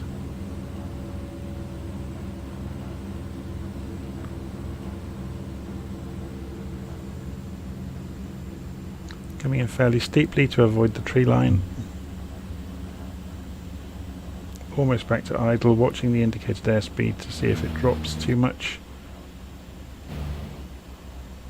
We should be able to effectively. Oh, there's two tall trees. I was going to say we could dive for the ground, but we can't really because of that tree. Just to avoid the tree. 50, 40, 30, 20, 10. And we're down. Full power. Look at it climb. So do not pull up. Keep the nose fairly level. And start feeding back the flaps.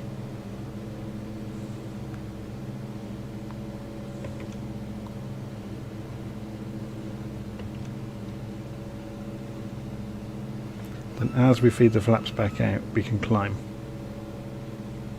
The plane is accelerating even though we're climbing quite viciously. So there we go. We're just going to avoid the trees. I'm just doing that on purpose. Didn't want to pull back too much. Okay. Flaps are up. We're 80 knots, which is about the stall speed. You can see the plane's trying to stall when we go through the turbulence. And we're out. Okay, so we want to turn north now, remember.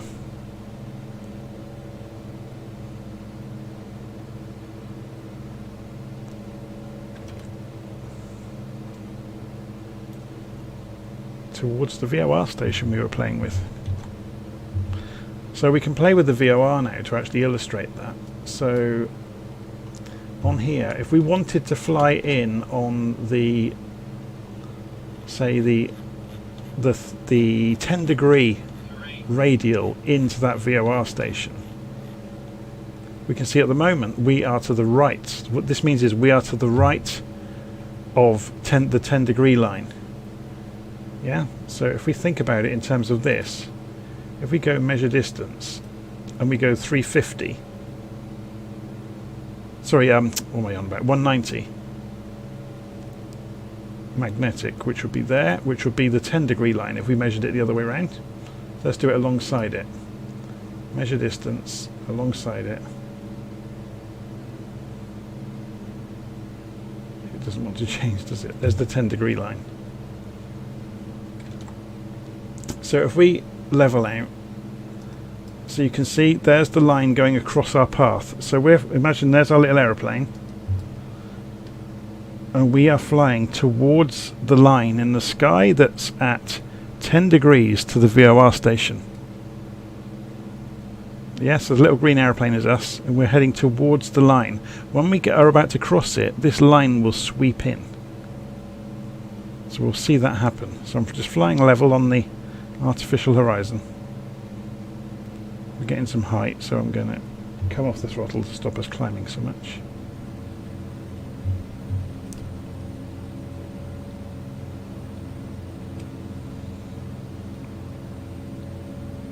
So we're flying nice and straight and level.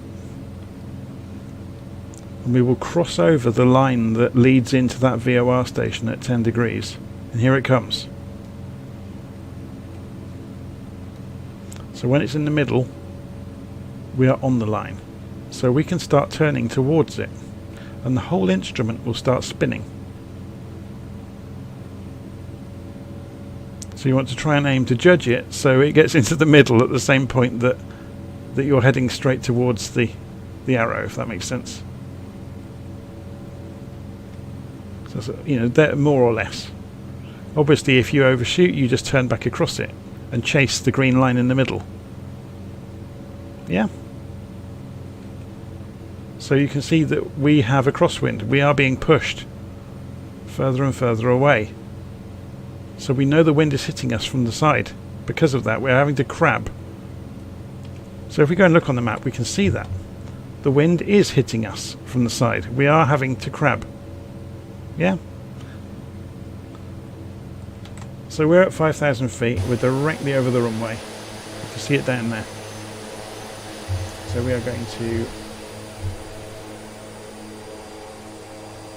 circle round and come in and land. Now let's look at the runway directions. So it makes sense to have a headwind when we land to come in runway 07. So what we will do is fly a bit of a pattern. So we'll fly 90 degrees to the runway.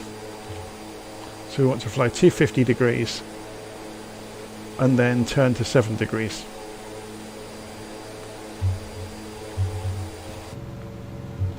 Okay. So remember, we're going for 250 on the compass. Falling out of the sky at a rate of knots.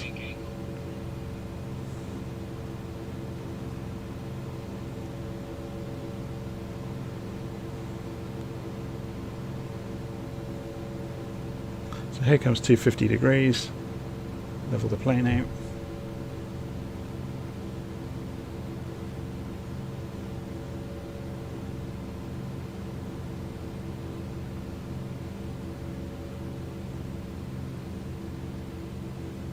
So we're now flying away from the airfield. We can have a look just so you can see that. There's the airfield over there, and then we're going to turn back in.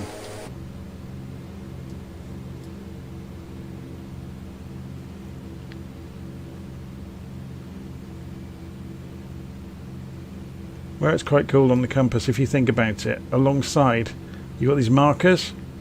That helps us know when the 250 comes up to here, we're flying 90 degrees from our intended direction, if that makes sense. So we've done a 90-degree turn, regardless of working it out in your head. You can just follow the markers.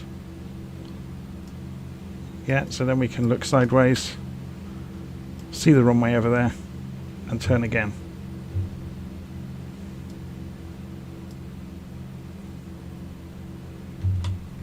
And open the engines up a little bit.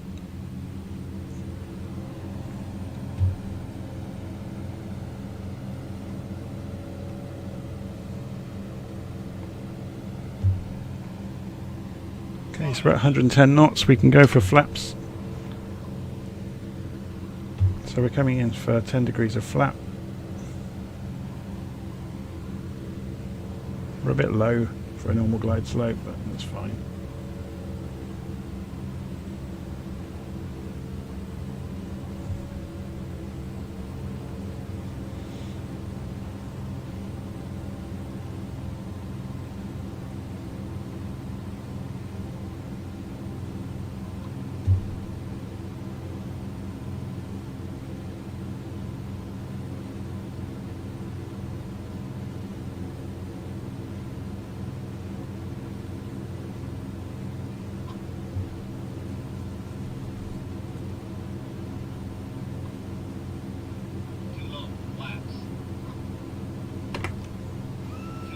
20 degrees flaps, cutting the engines back. Too low. Flaps. Minimums. Minimums.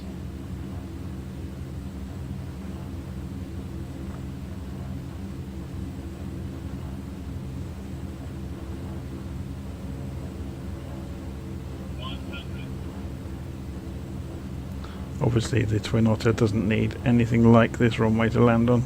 50, 40, 30, 20, 10. And the crosswind is blustering around and hitting us quite a lot. You can see that happening there. We're being pushed sideways, quite a rate of knots. So let's get the flaps back up. So the next leg of our journey is 102 degrees. So we can move the heading bug to 102 degrees-ish.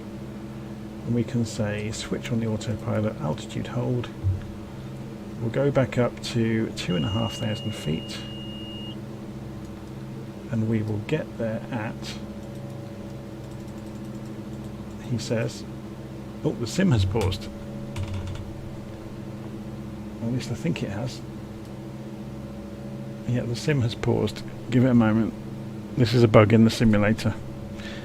I'm fairly certain this is to do with the servers not being stable. Yeah, it's just come back to life. Too low. Terrain. So vertical speed. Too low. Terrain. We're now climbing at 1,000 feet towards 1,000 feet a minute towards 2,500 feet. Too low. Terrain. So we're going to increase that to 3,000 feet. Too low. Terrain. You can see we're going very fast, so we could actually increase our rate of climb even more. 1,500 feet a minute. This can handle it. I'm going to cut the engines back to 80%. There's no reason to be blasting them to pieces to do this. So let's have a look at the map, see what's happening, and we can see we're on our way. So we can go and remove these measurements.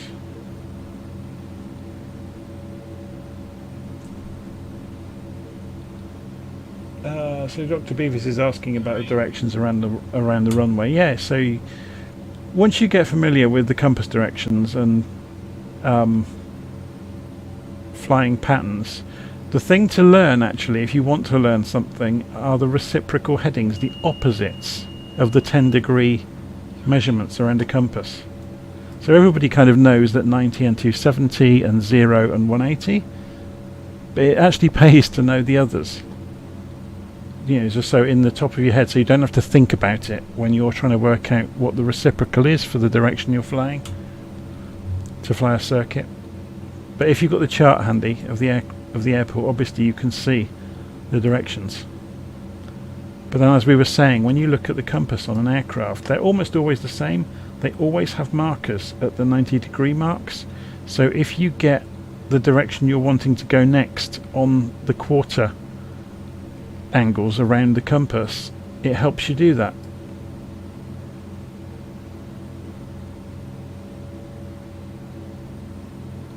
That's why they have those markers around them.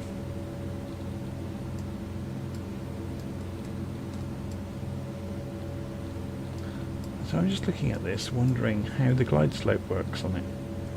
I don't. Oh, we had a glide slope there we could have used. Is there a glide slope further back down? No, there isn't going to be another glide slope at an airfield. That's a shame. Okay, anyway, let's put the camera outside and watch some of this nice scenery rolling past.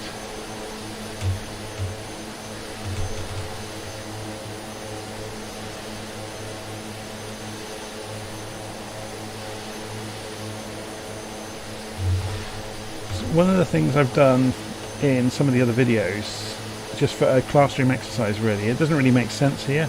If you had some VOR stations that were further away from us, there is one over here, KIM. Let's see if we can pick it up from where we are, 11590. So if I go and tune the VOR radio into 11590, so 11590, and switch that to active, and I think it's too far away. Yeah, it's not picked it up. Otherwise this would all be lit up, and it isn't. And we can't see. We're getting distance to the next waypoint, but if we go and press the CDI button, for example, to see VLOC, yeah, it's not working. It's on GPS at the moment.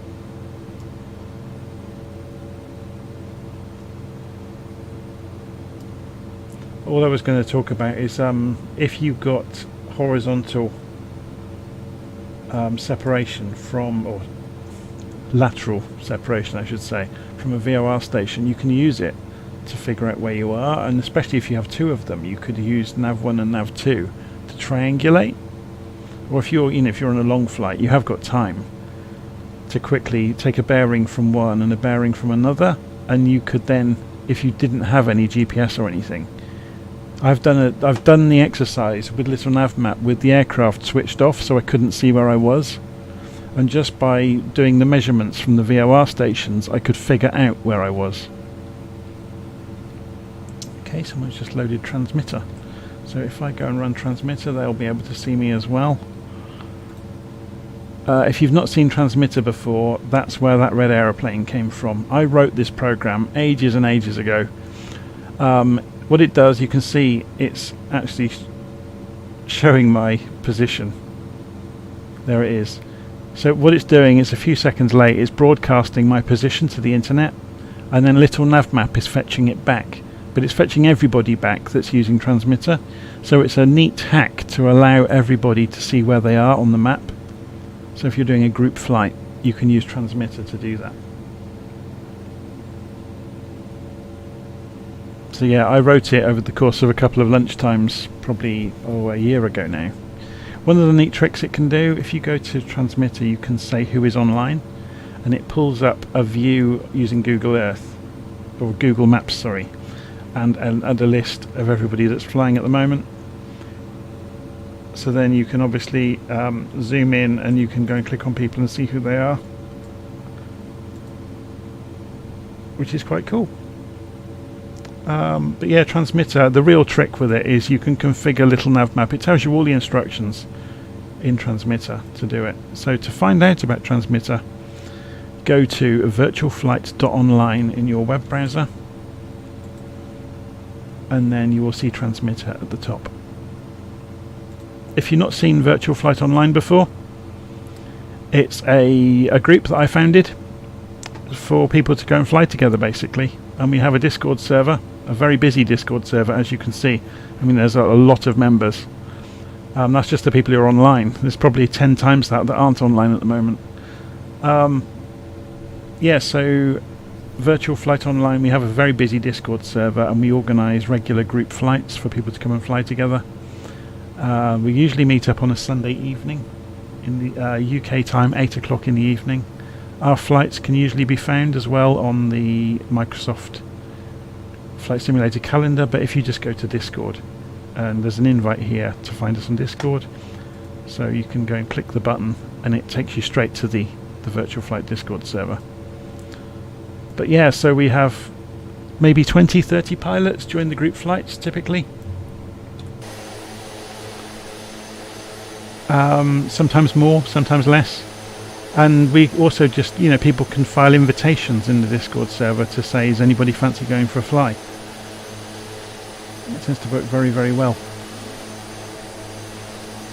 They're a friendly bunch, and if you've ever got a problem with the simulator or with your computer, the gang there's a support channel, there's all kinds of things. So, you can share flight plans with each other, share your screenshots and videos and other things you found around the web to do with flight simulation. So virtualflight.online. There's also a Facebook group, but it doesn't tend to get used as much. I think Discord, people prefer Discord over Facebook, particularly because in Discord you can share your screen live and you can talk to each other.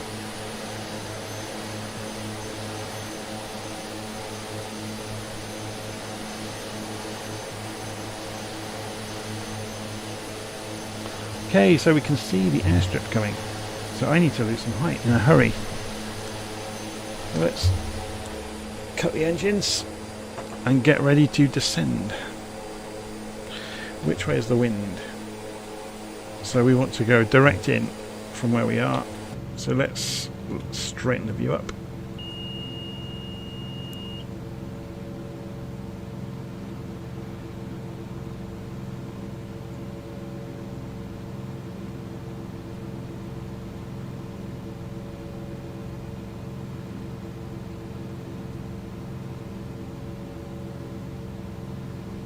Yeah, so if you want to join Virtual Flight Online, just head to the Discord or head to the website virtualflight.online and you will see a link there to invite you into the Discord server.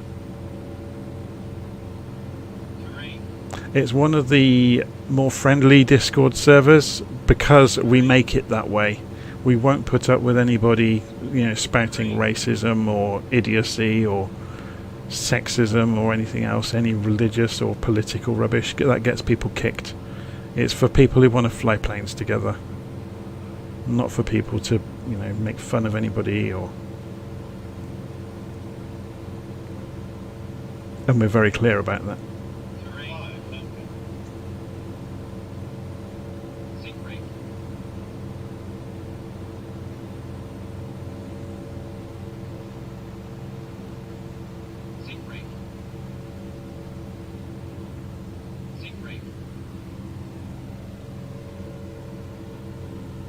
Very strange looking runway, isn't it?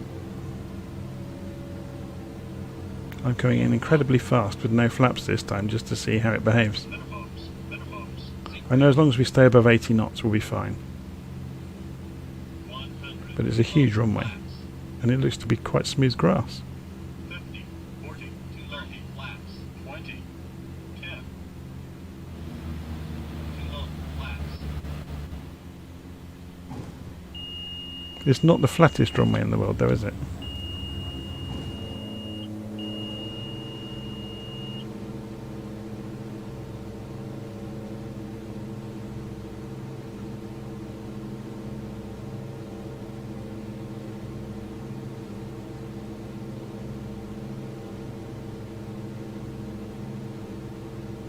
Yeah, Virtual Flight Online is very much a group for just people to fly together and to have relaxed flights. There's no... it's not a virtual airline. There's no one's going to get told off for doing anything, out of step with their aircraft. You might get laughed at if you put your airplane in the dirt or something during a group flight. But typically it's just people trying to do the best they can. And, if they fail, then we've all put our planes in the ground from time to time. And you'll get lots of advice and help if you're learning as well. But it's just usually it's relaxed flights for friends to meet up online. And to make new friends with people that fly simulators. That's the main aim, really. To make a community.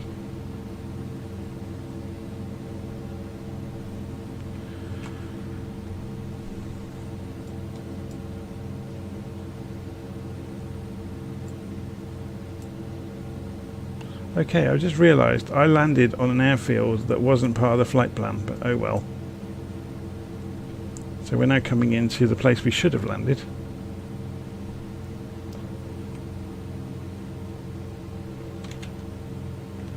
Which is on this spit of land here.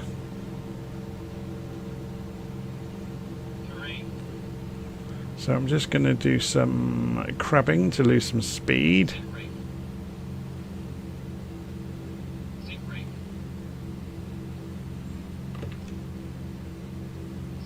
And height at the same time,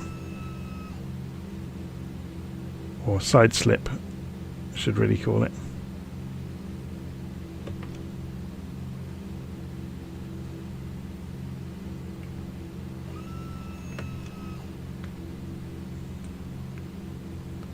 Okay, we're configured for landing.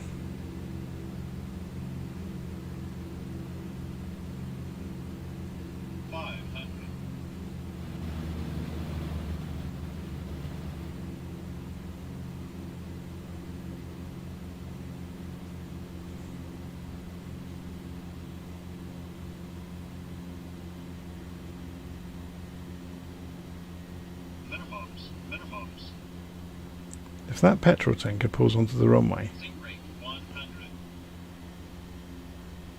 50, 40, 30, 20, 10.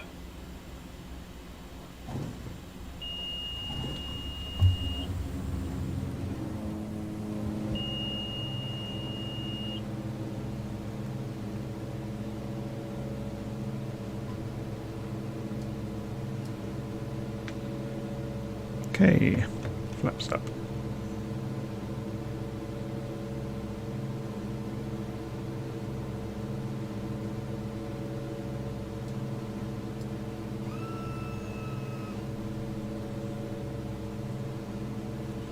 So the next leg, 25 miles, 107 degrees to Boscobel.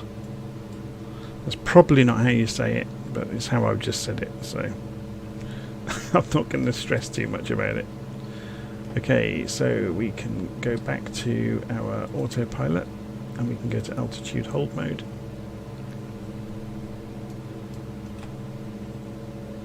The wind, yeah, we probably need to turn right a little bit, so let's go for that will do, and pull the engines back to 80%.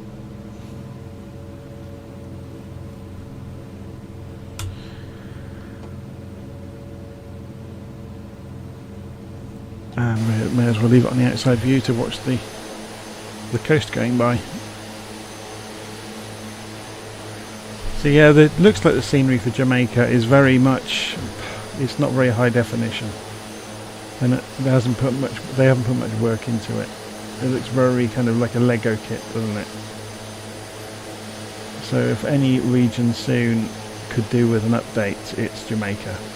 It looks to be quite low resolution textures as well. There's a golf course below us.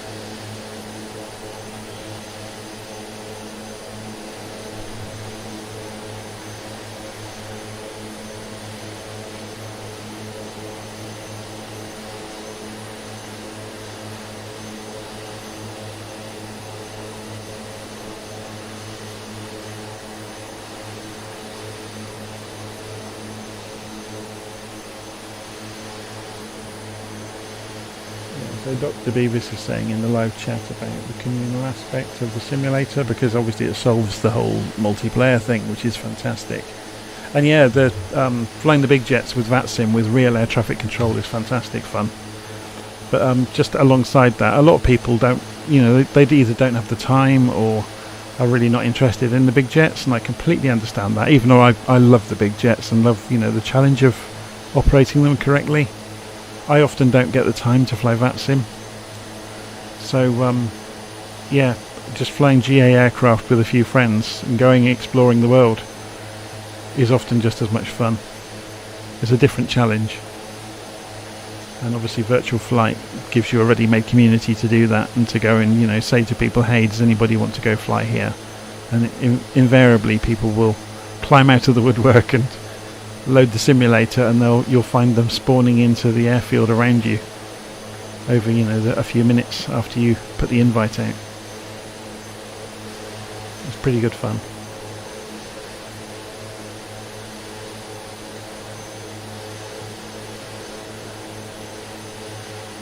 Yeah, I've seen the Google texture mod. I actually don't think it's as good as the Bing textures. Yes, it's higher definition in places, but the Bing textures have all been corrected so they stitch together without any seams. They also fit together with the AI buildings that have been generated. So there's a lot more to that scenery than just the textures. You know, like the waves breaking, the water in the rivers, the bridges over the roads. There's a lot more than just the textures. The correct trees being in the right places. So yeah, okay, the Google stuff will make particular areas look neat and tidy, but it's not as uniform, and it hasn't been colour corrected in the same way that all of the Bing data has. They've actually gone to an awful lot of trouble to make the scenery work correctly. And people think, oh, you know, I can slap Google in and, oh look, I've made the game better, but they really haven't. There's a lot more to it than just the textures. Okay, so we're on our way to Boscobel. I'm not sure how you pronounce the name correctly. So we're going to fly directly in runway 09.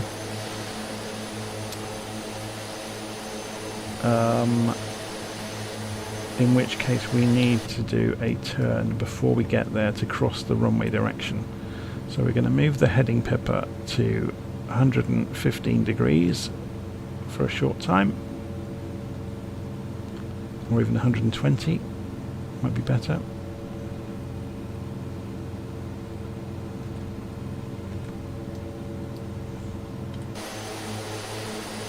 Now, can I see the other aircraft? I'm on the Southeast Asia server. There's a plane flying along with me. If you can hear me, I'm on Southeast Asia in the simulator. So if you wanted to see me in the sky, you just need to change your multiplayer server in the menu. So if you press escape in the sim, you can switch your server to Southeast Asia. The only reason I use Southeast Asia so often is because then you don't get idiots flying all over the place, because it's kind of less populous than some of the other servers. Okay, so we can see the other airfield coming up soon. It's just after this next spit of land.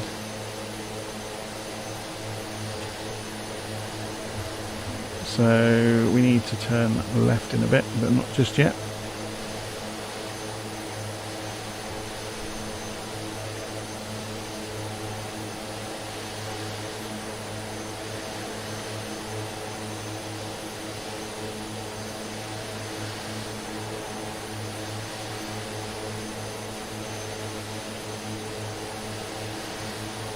Yeah, I'm just reading the comments about the scenery of the Google textures. Yeah, Microsoft have done a fantastic amount of work with smoothing out the joins and getting rid of, you know, obvious blemishes in the scenery. So we need to turn left now to 90.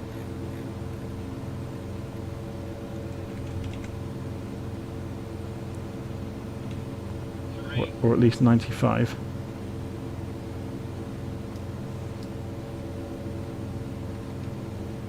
We should see the runway out here soon.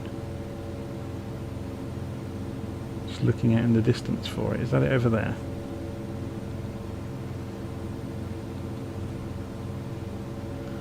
Yeah, we're still off to the right, so let's go and move the compass more to 115 degrees. And we'll come off autopilot when we get close. Yeah, we can see the runway out there in amongst the houses. It's just here. So let's have a quick look at the map. The runway is 4,000 feet long, 4,500 feet. It's quite a big. Ian Fleming International Airport.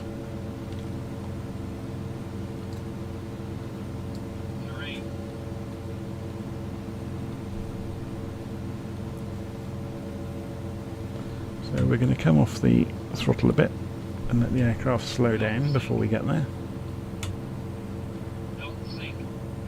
How are we doing on fuel? Very good. Just see how far around the lap of the island we are. We're probably going to get back without having to fill up. Hooray! We have another aircraft with us keeping us company now.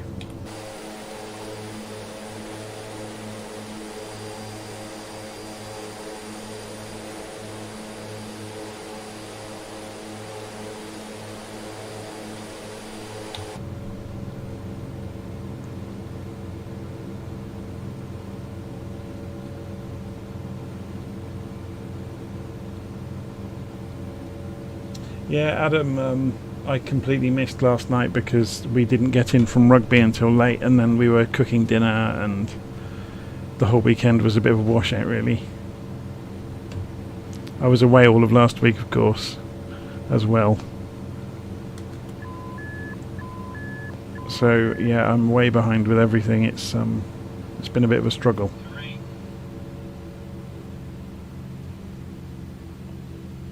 Okay. Going to 20-degree flap, and we're descending into Ian Fleming Airport.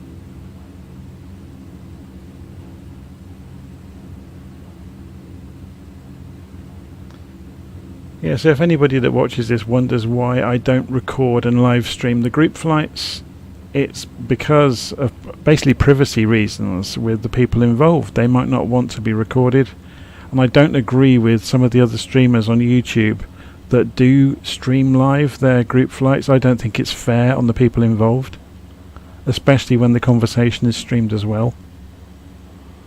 I think it raises too many questions these days about privacy and consent and things like that. And it becomes a huge hassle if you have to have a form to take part in a group flight saying, do you agree to being streamed live and recorded, which you should do by law.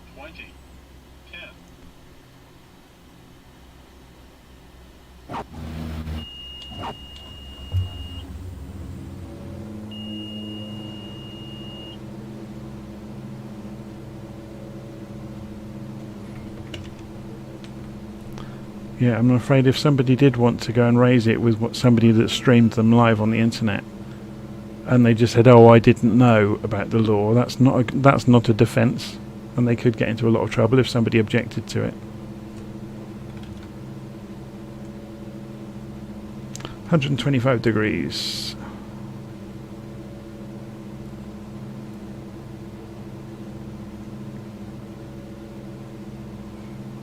So yeah, I'm usually very, very careful, certainly with voice streaming.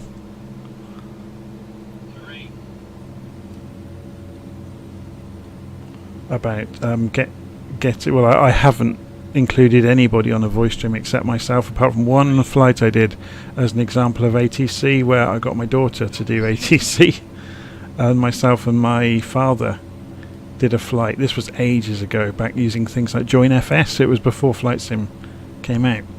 So we were using X-Plane and FSX, or P3D possibly, and Join FS,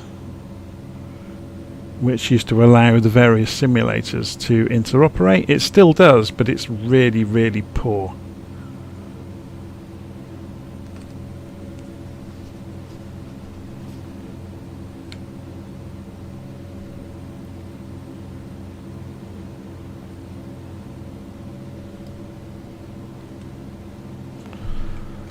Okay, so the next leg, 28 miles, 125 degrees.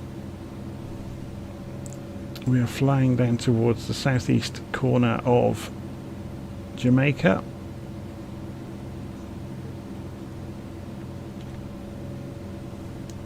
So let's go and switch on what was sent to the heading marker up on our direction of travel first. Then we'll go switch on the autopilot, heading mode is on, altitude hold on, and then we don't have to worry. Throttles are at about 80%. Good to go.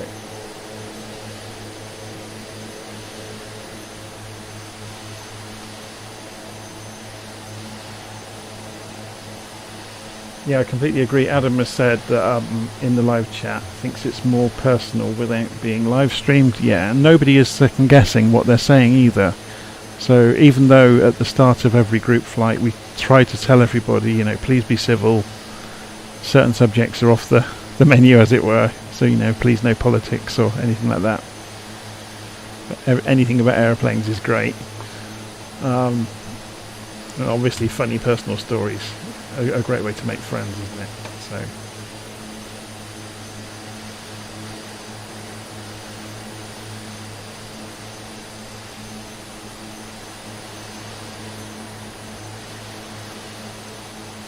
yeah, I'm aware some of the Australian groups tend to stream their flights live, and it causes, I don't know, it causes an atmosphere, I think.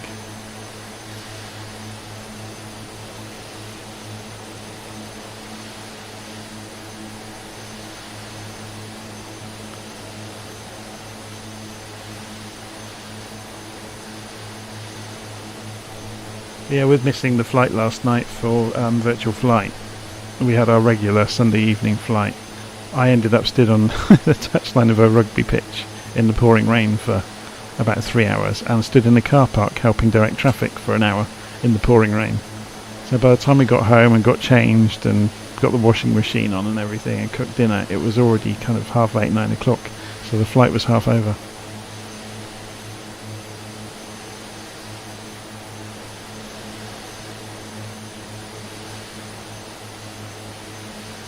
It's a real shame because the Virtual Flight Online group did a tour of Reunion Island in the Indian Ocean, or La Réunion as the French would call it, and a fantastic guy called Emmanuel, who's one of our members, organised the flight and did a great flight plan. And you can download it all from the Discord server. It's all in there in the flight plans folder for anybody to go and grab, with description of the flight. But yeah, it does look like a fantastic flight plan, so I will be doing it. I'll have to put an invitation out at some point and see who wants to come and do it with me. Maybe I'll live stream it at some point as well.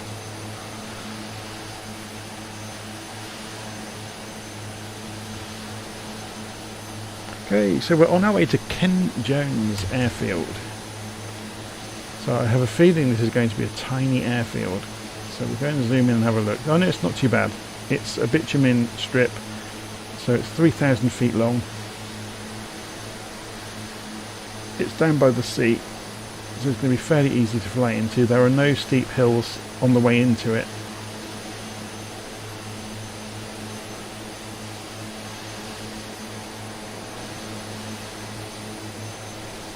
So we're coming towards the end of the flight, strangely.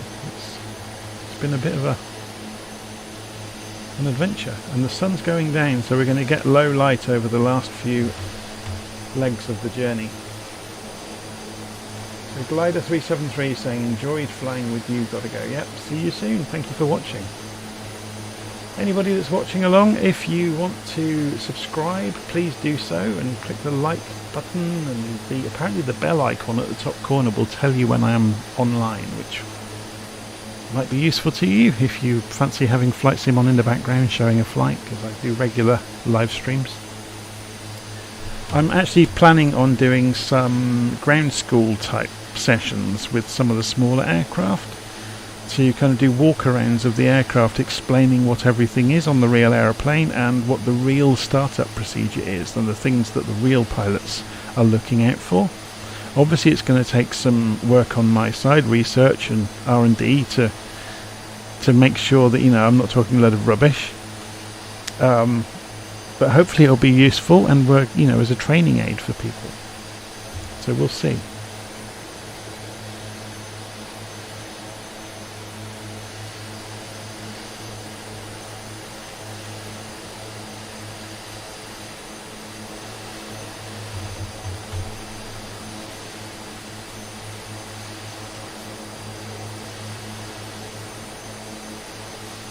So I think the first aircraft I'll do on the ground school series of videos will be obviously the Cessna, the little Cessna, the 153, I can never remember the numbers, and then Cessna 172, probably move up to the Kodiak and have a good look around the Kodiak, even though it's a pay aeroplane, although we might stay with the stock aeroplanes because everybody's got the stock aeroplanes, so maybe have a look at the Baron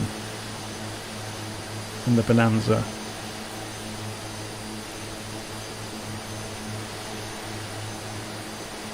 I guess the elephant in the room that's going to probably be appearing in the next 6 months at some point is going to be the PMDG 737, which will be the first study level big jet in Flight Simulator. I've got quite a lot of experience of the Zebo Mod 737 in X-Plane, so it's not going to be a huge leap for me, but it'll be interesting to see what they have covered in the aircraft. versus, you know, what has been in other versions of it in other simulators, and which exact models they are simulating. It's going to be fun. 737's a lot more involved to fly than the Airbus. There's more to do for a pilot, which I think makes it more interesting. When the Airbus has its place, it's great fun, and it's a fantastic achievement for an automated airliner that kind of, you just press the go button once you've configured it and off it goes. But real flights don't work like that, because ATC give you vectors all the time, so you can go and program a flight to your heart's content.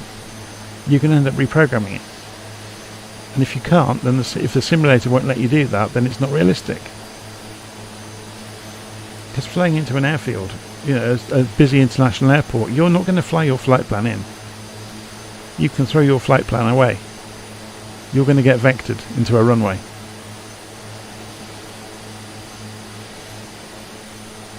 And the approach is going to send you on the the star they want you to follow as you come into the airspace. It's very rare that you're going to get the star that you wanted to, you know, at your departure point, unless it's a scheduled flight that flies the same route day in, day out. But then the weather could change that.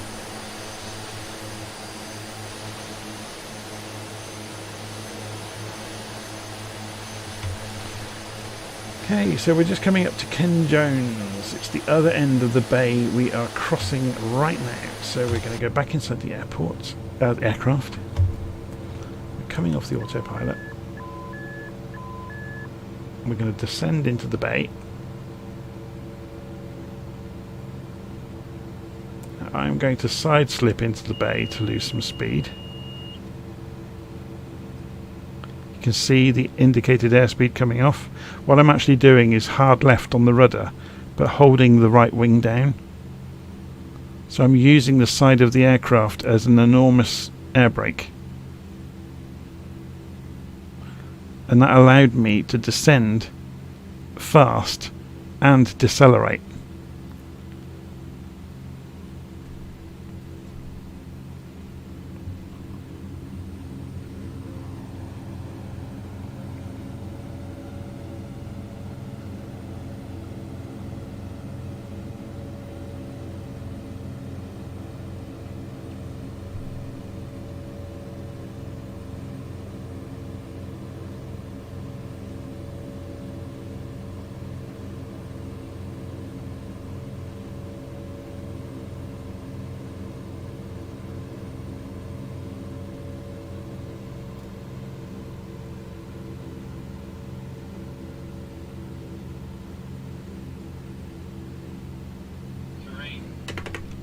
Okay, we're dropping the flaps to 20 degrees.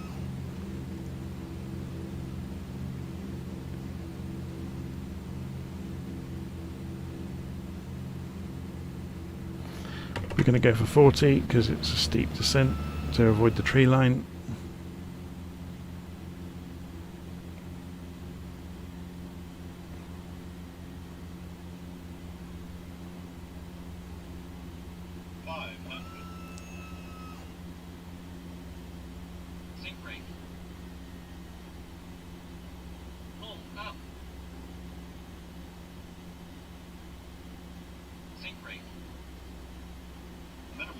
Minimums. Pull up. 100. 50, 40, 30, 20, 10.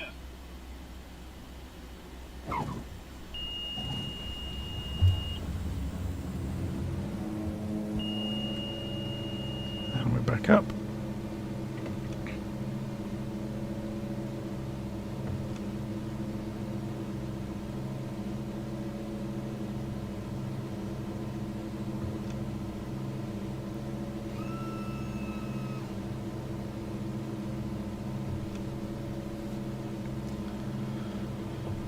Okay, next leg.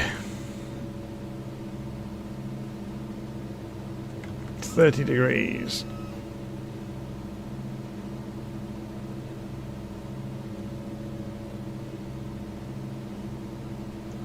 So wait, no, I've misread that, haven't I? 130 degrees. which is about what we're doing.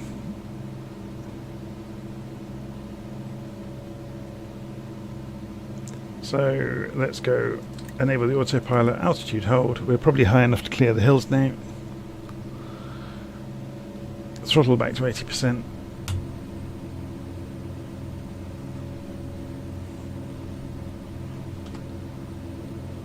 And we're going to turn right to 130 degrees.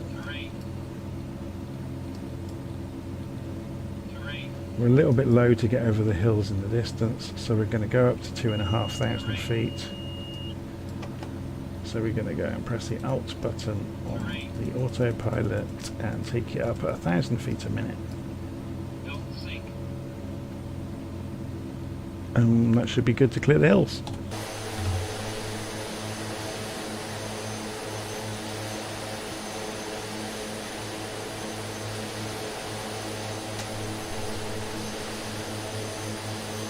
And we're starting to get the wonderful lighting effects of Flight Simulator in the background. So here we go, ladies and gentlemen, this is Jamaica. In the evening, or the late afternoon I should say, in Flight Simulator. So I'm flying with live weather, live time. So this is right now in the skies at the time of recording over Jamaica. There's not a cloud in the sky. And the sun is just dipping down.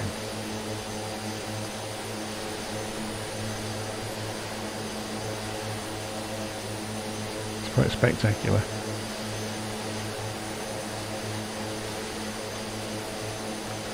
Okay, where are we going? I'll leave it pointing that way. And we can have a quick look at the map. So we're on our way to Mountainous airstrip. Mike Kilo, Mike Alpha. Let's go and have a little look at the details of the airstrip to see how it compares with the wind. So we're flying directly in runway 13. It's 1,000 feet long. It's a grass strip. So it's going to be a very quick touch and go. Then we go 7 nautical miles down to Bath Airfield, and then the final leg into Tinston to end our flight where we started earlier at Kingston. So we're on our way to Mountainous airstrip.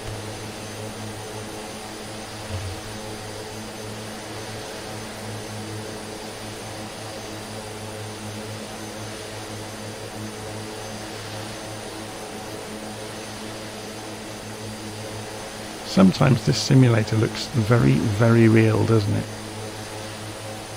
It's very odd.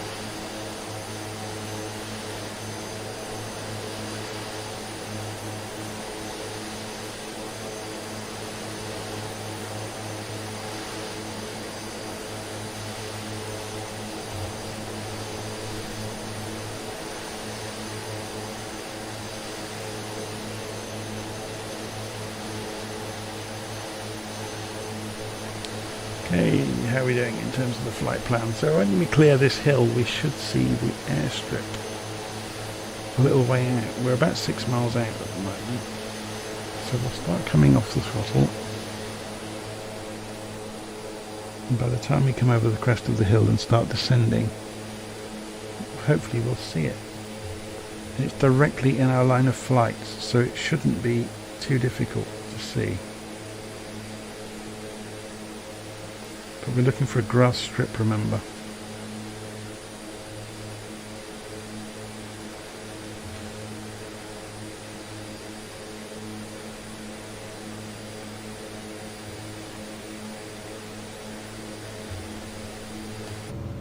So let's get inside the aircraft, have a look outside the front. Can we see a grass strip directly in front of us?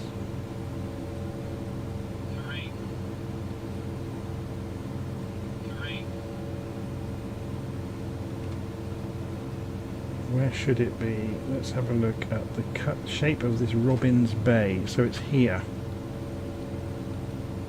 Somewhere. 3, It's directly on line with Robin's Bay here. I think that's it that you can see on the dirt there. So let's come off the... 3,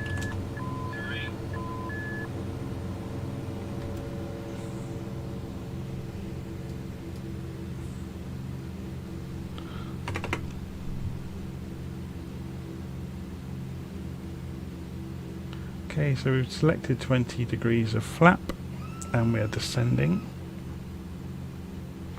I'm going to go for more, purely to provide some drag on the way down. So we're coming down to 90 knots, 80 knots. We're heading directly for that strip of grass. Yeah, that is the runway. It's not very long.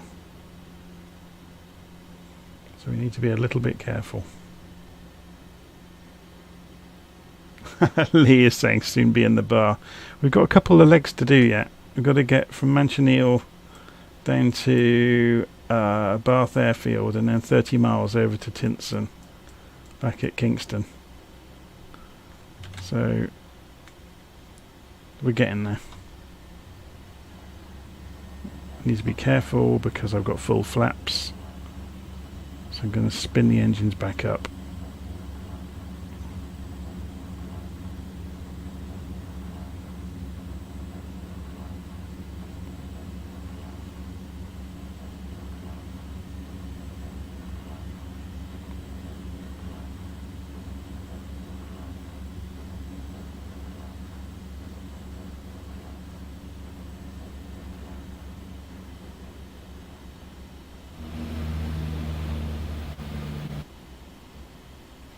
The sounds of the engines in the Twin Otter are atrocious, aren't they? Thankfully I was reading the forums online at Aerosoft. The owner of Aerosoft has put his hand in his pockets to go and hire out a sound engineer and a Twin Otter, and they're going to go and record their own sound set for it. They had licensed the sounds we can hear at the moment, which is why it's so poor. They are pretty terrible.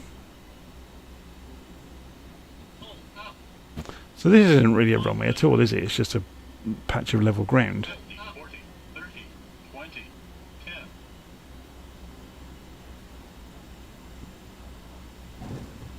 That'll do. We touch the ground. That's the requirement for a touch and go.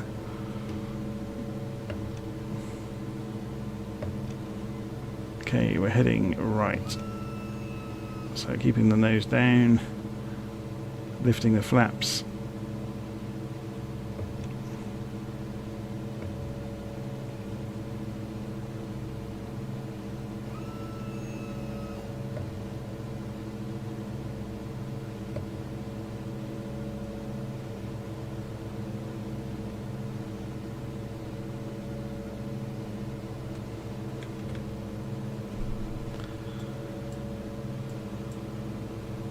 Okay, so we're heading now 200 degrees.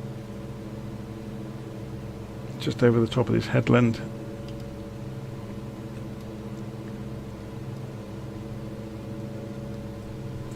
Engine's back to 80%.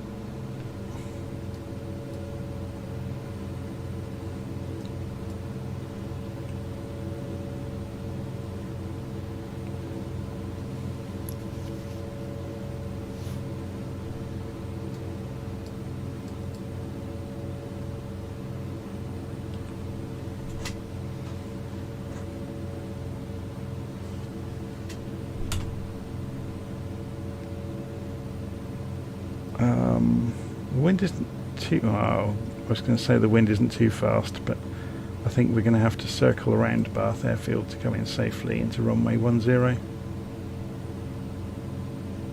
So we'll do a right circuit. We'll fly around the airfield. Well, I suppose we could get in between the hill and the airfield to do the left circuit. It's probably enough room. It's probably a bit tight though. A proper Spitfire kind of approach So if we hug the hillside, let's see it. Can we see it already?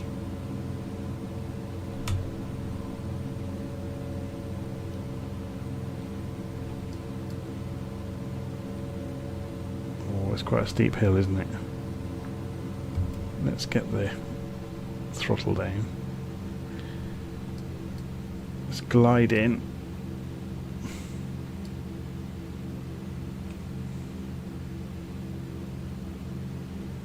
Be a bit of fun, won't it? We'll probably get bank warnings galore. But we're going to come in along the hillside and then double back.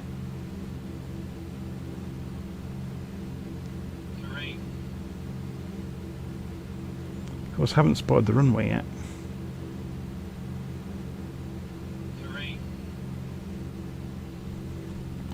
Might be an idea to have a look.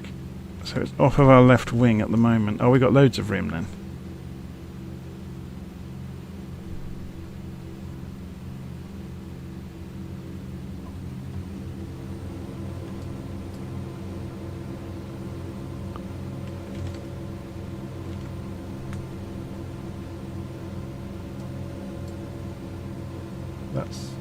Is it? No, that's not it, is it? There's a hill there. It's just before the hills. So it must be in the trees down there. We just can't quite see it. I think so anyway.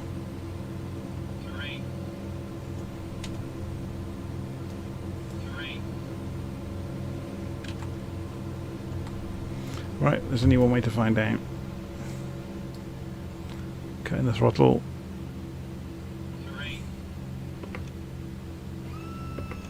20 degrees flaps.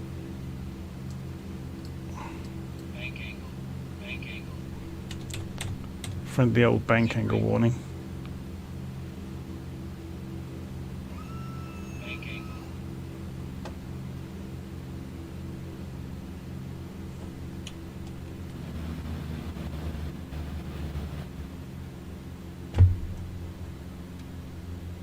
Is this it in the trees over here?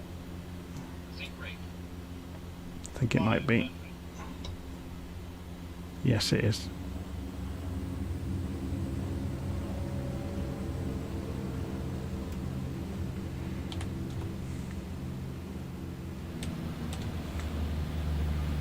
It's actually quite long. Quite an easy runway. It's quite thin though.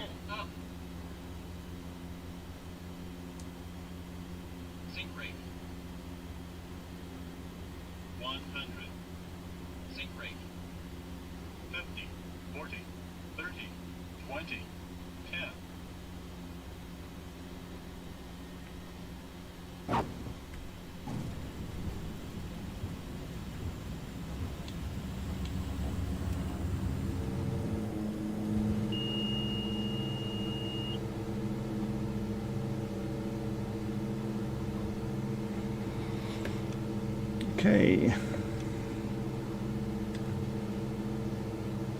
284 degrees. Just flying out over the beach.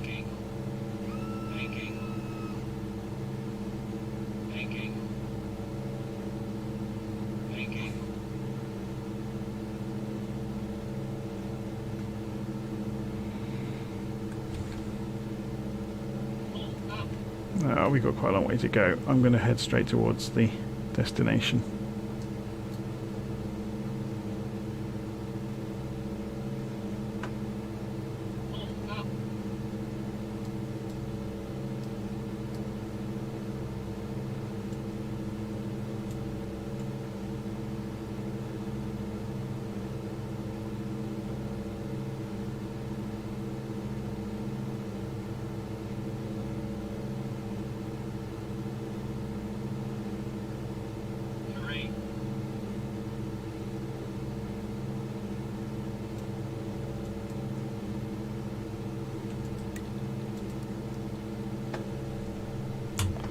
Okay, so we'll go for 3,000 or 2,500 feet. We'll climb at 1,000 feet a minute. to get there, and we'll pull the engines back to 80%, and we'll go and have a look out the window, shall we, before we just leave this airfield behind, or this piece of the coast. Can we see the beaches over here? Almost. They're just out over the hill.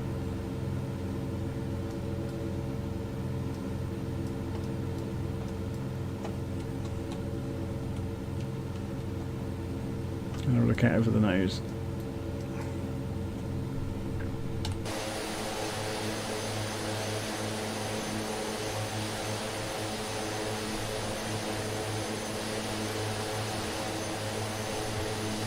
Just going to check the heights on the way. Yeah, these hills are quite big, aren't they?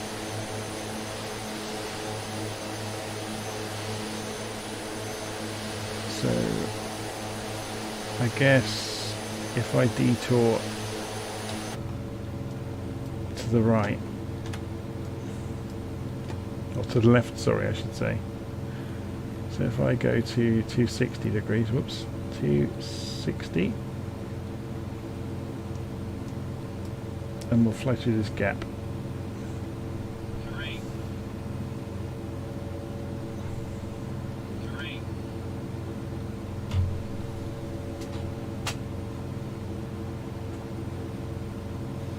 Just going to check the fuel, which I haven't checked for ages. Oh, we're down to a quarter of a tank, but we'll be fine.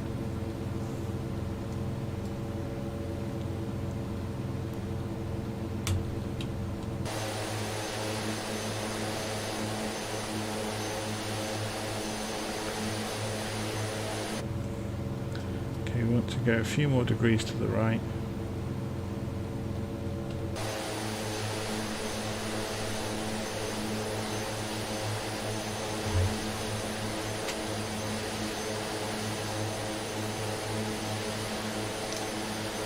So yes, this has been a fun flight.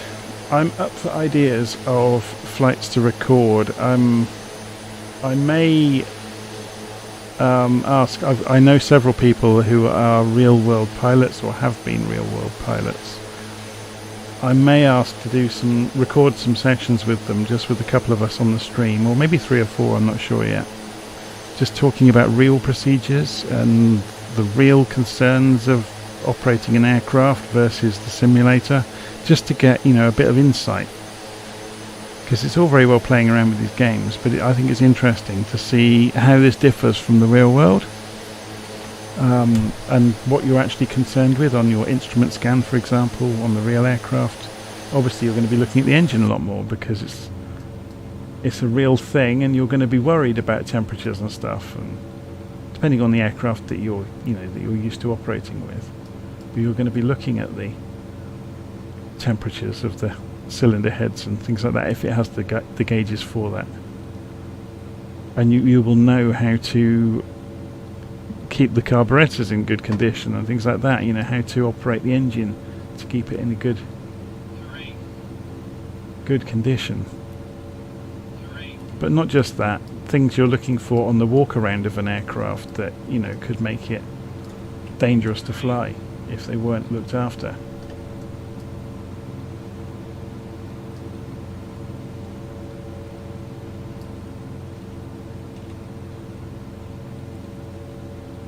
Now there's a view.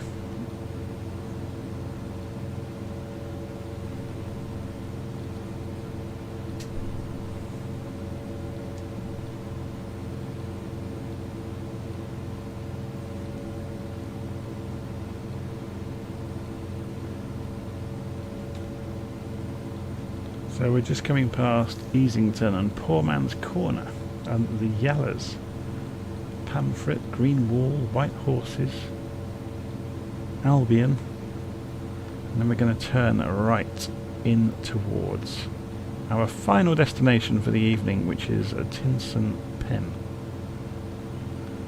And we have done an entire lap of all of the airfields in Jamaica, or all of the ones that exist in the simulator. Obviously along the way we spotted that some airfields are there that aren't listed.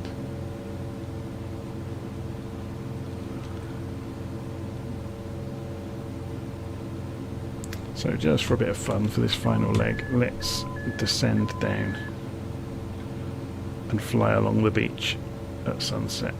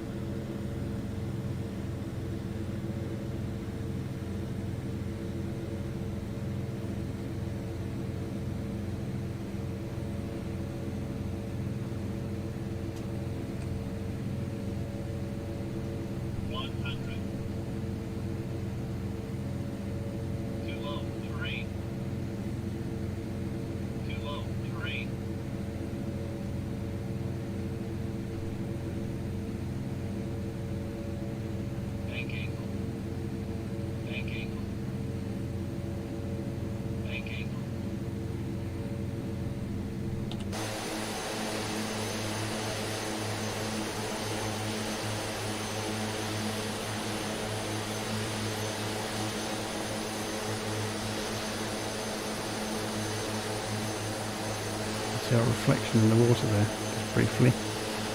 I'm not going to play games with that tonight.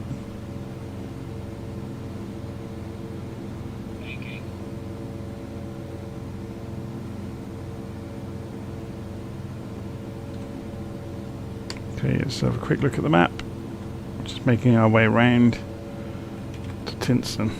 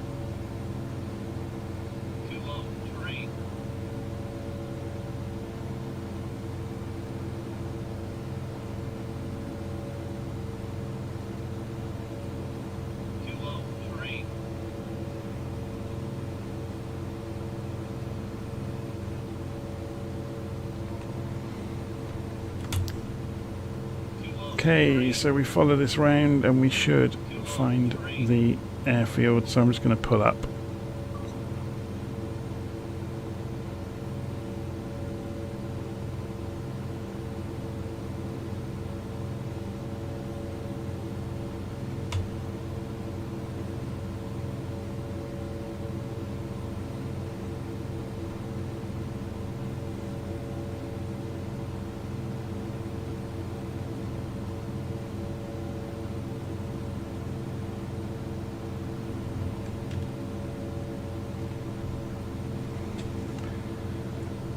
Okay, our destination airfield is somewhere out ahead of us. We have got almost no wind, so we can go straight for runway 32, which is great.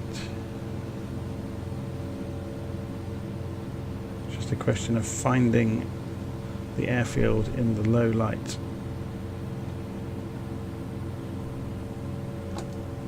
obviously we can see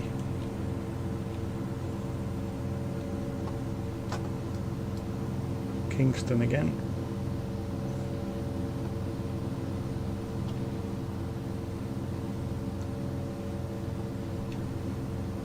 And there's the airfield directly ahead of us.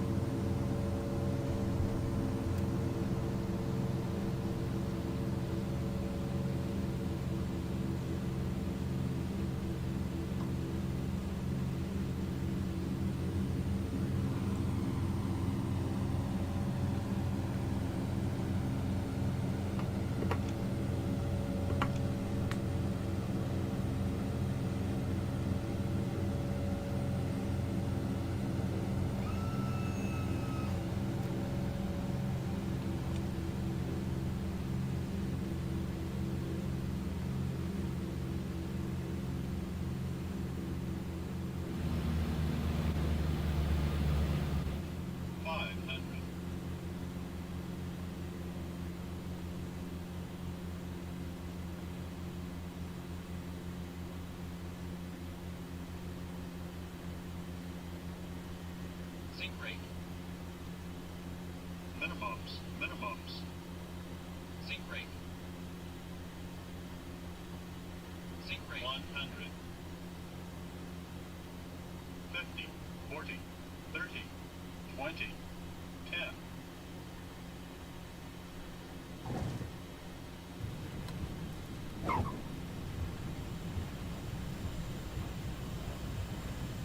And we're down.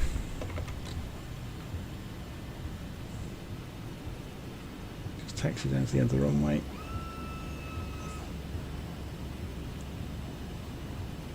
Let's flight over. Let's go and find somewhere to park. We really will soon be in the bar.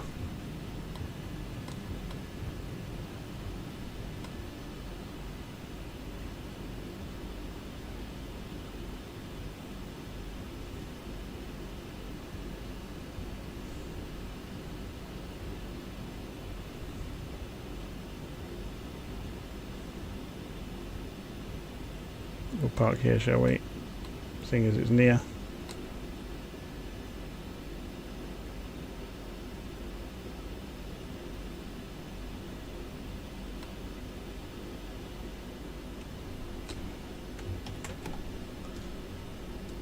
Okay.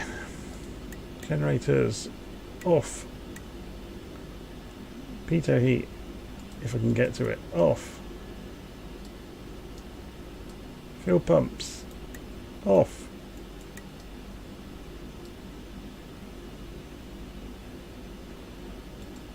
Electric off.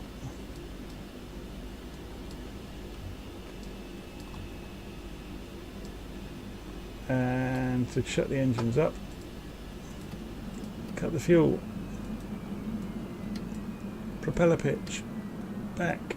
Throttles.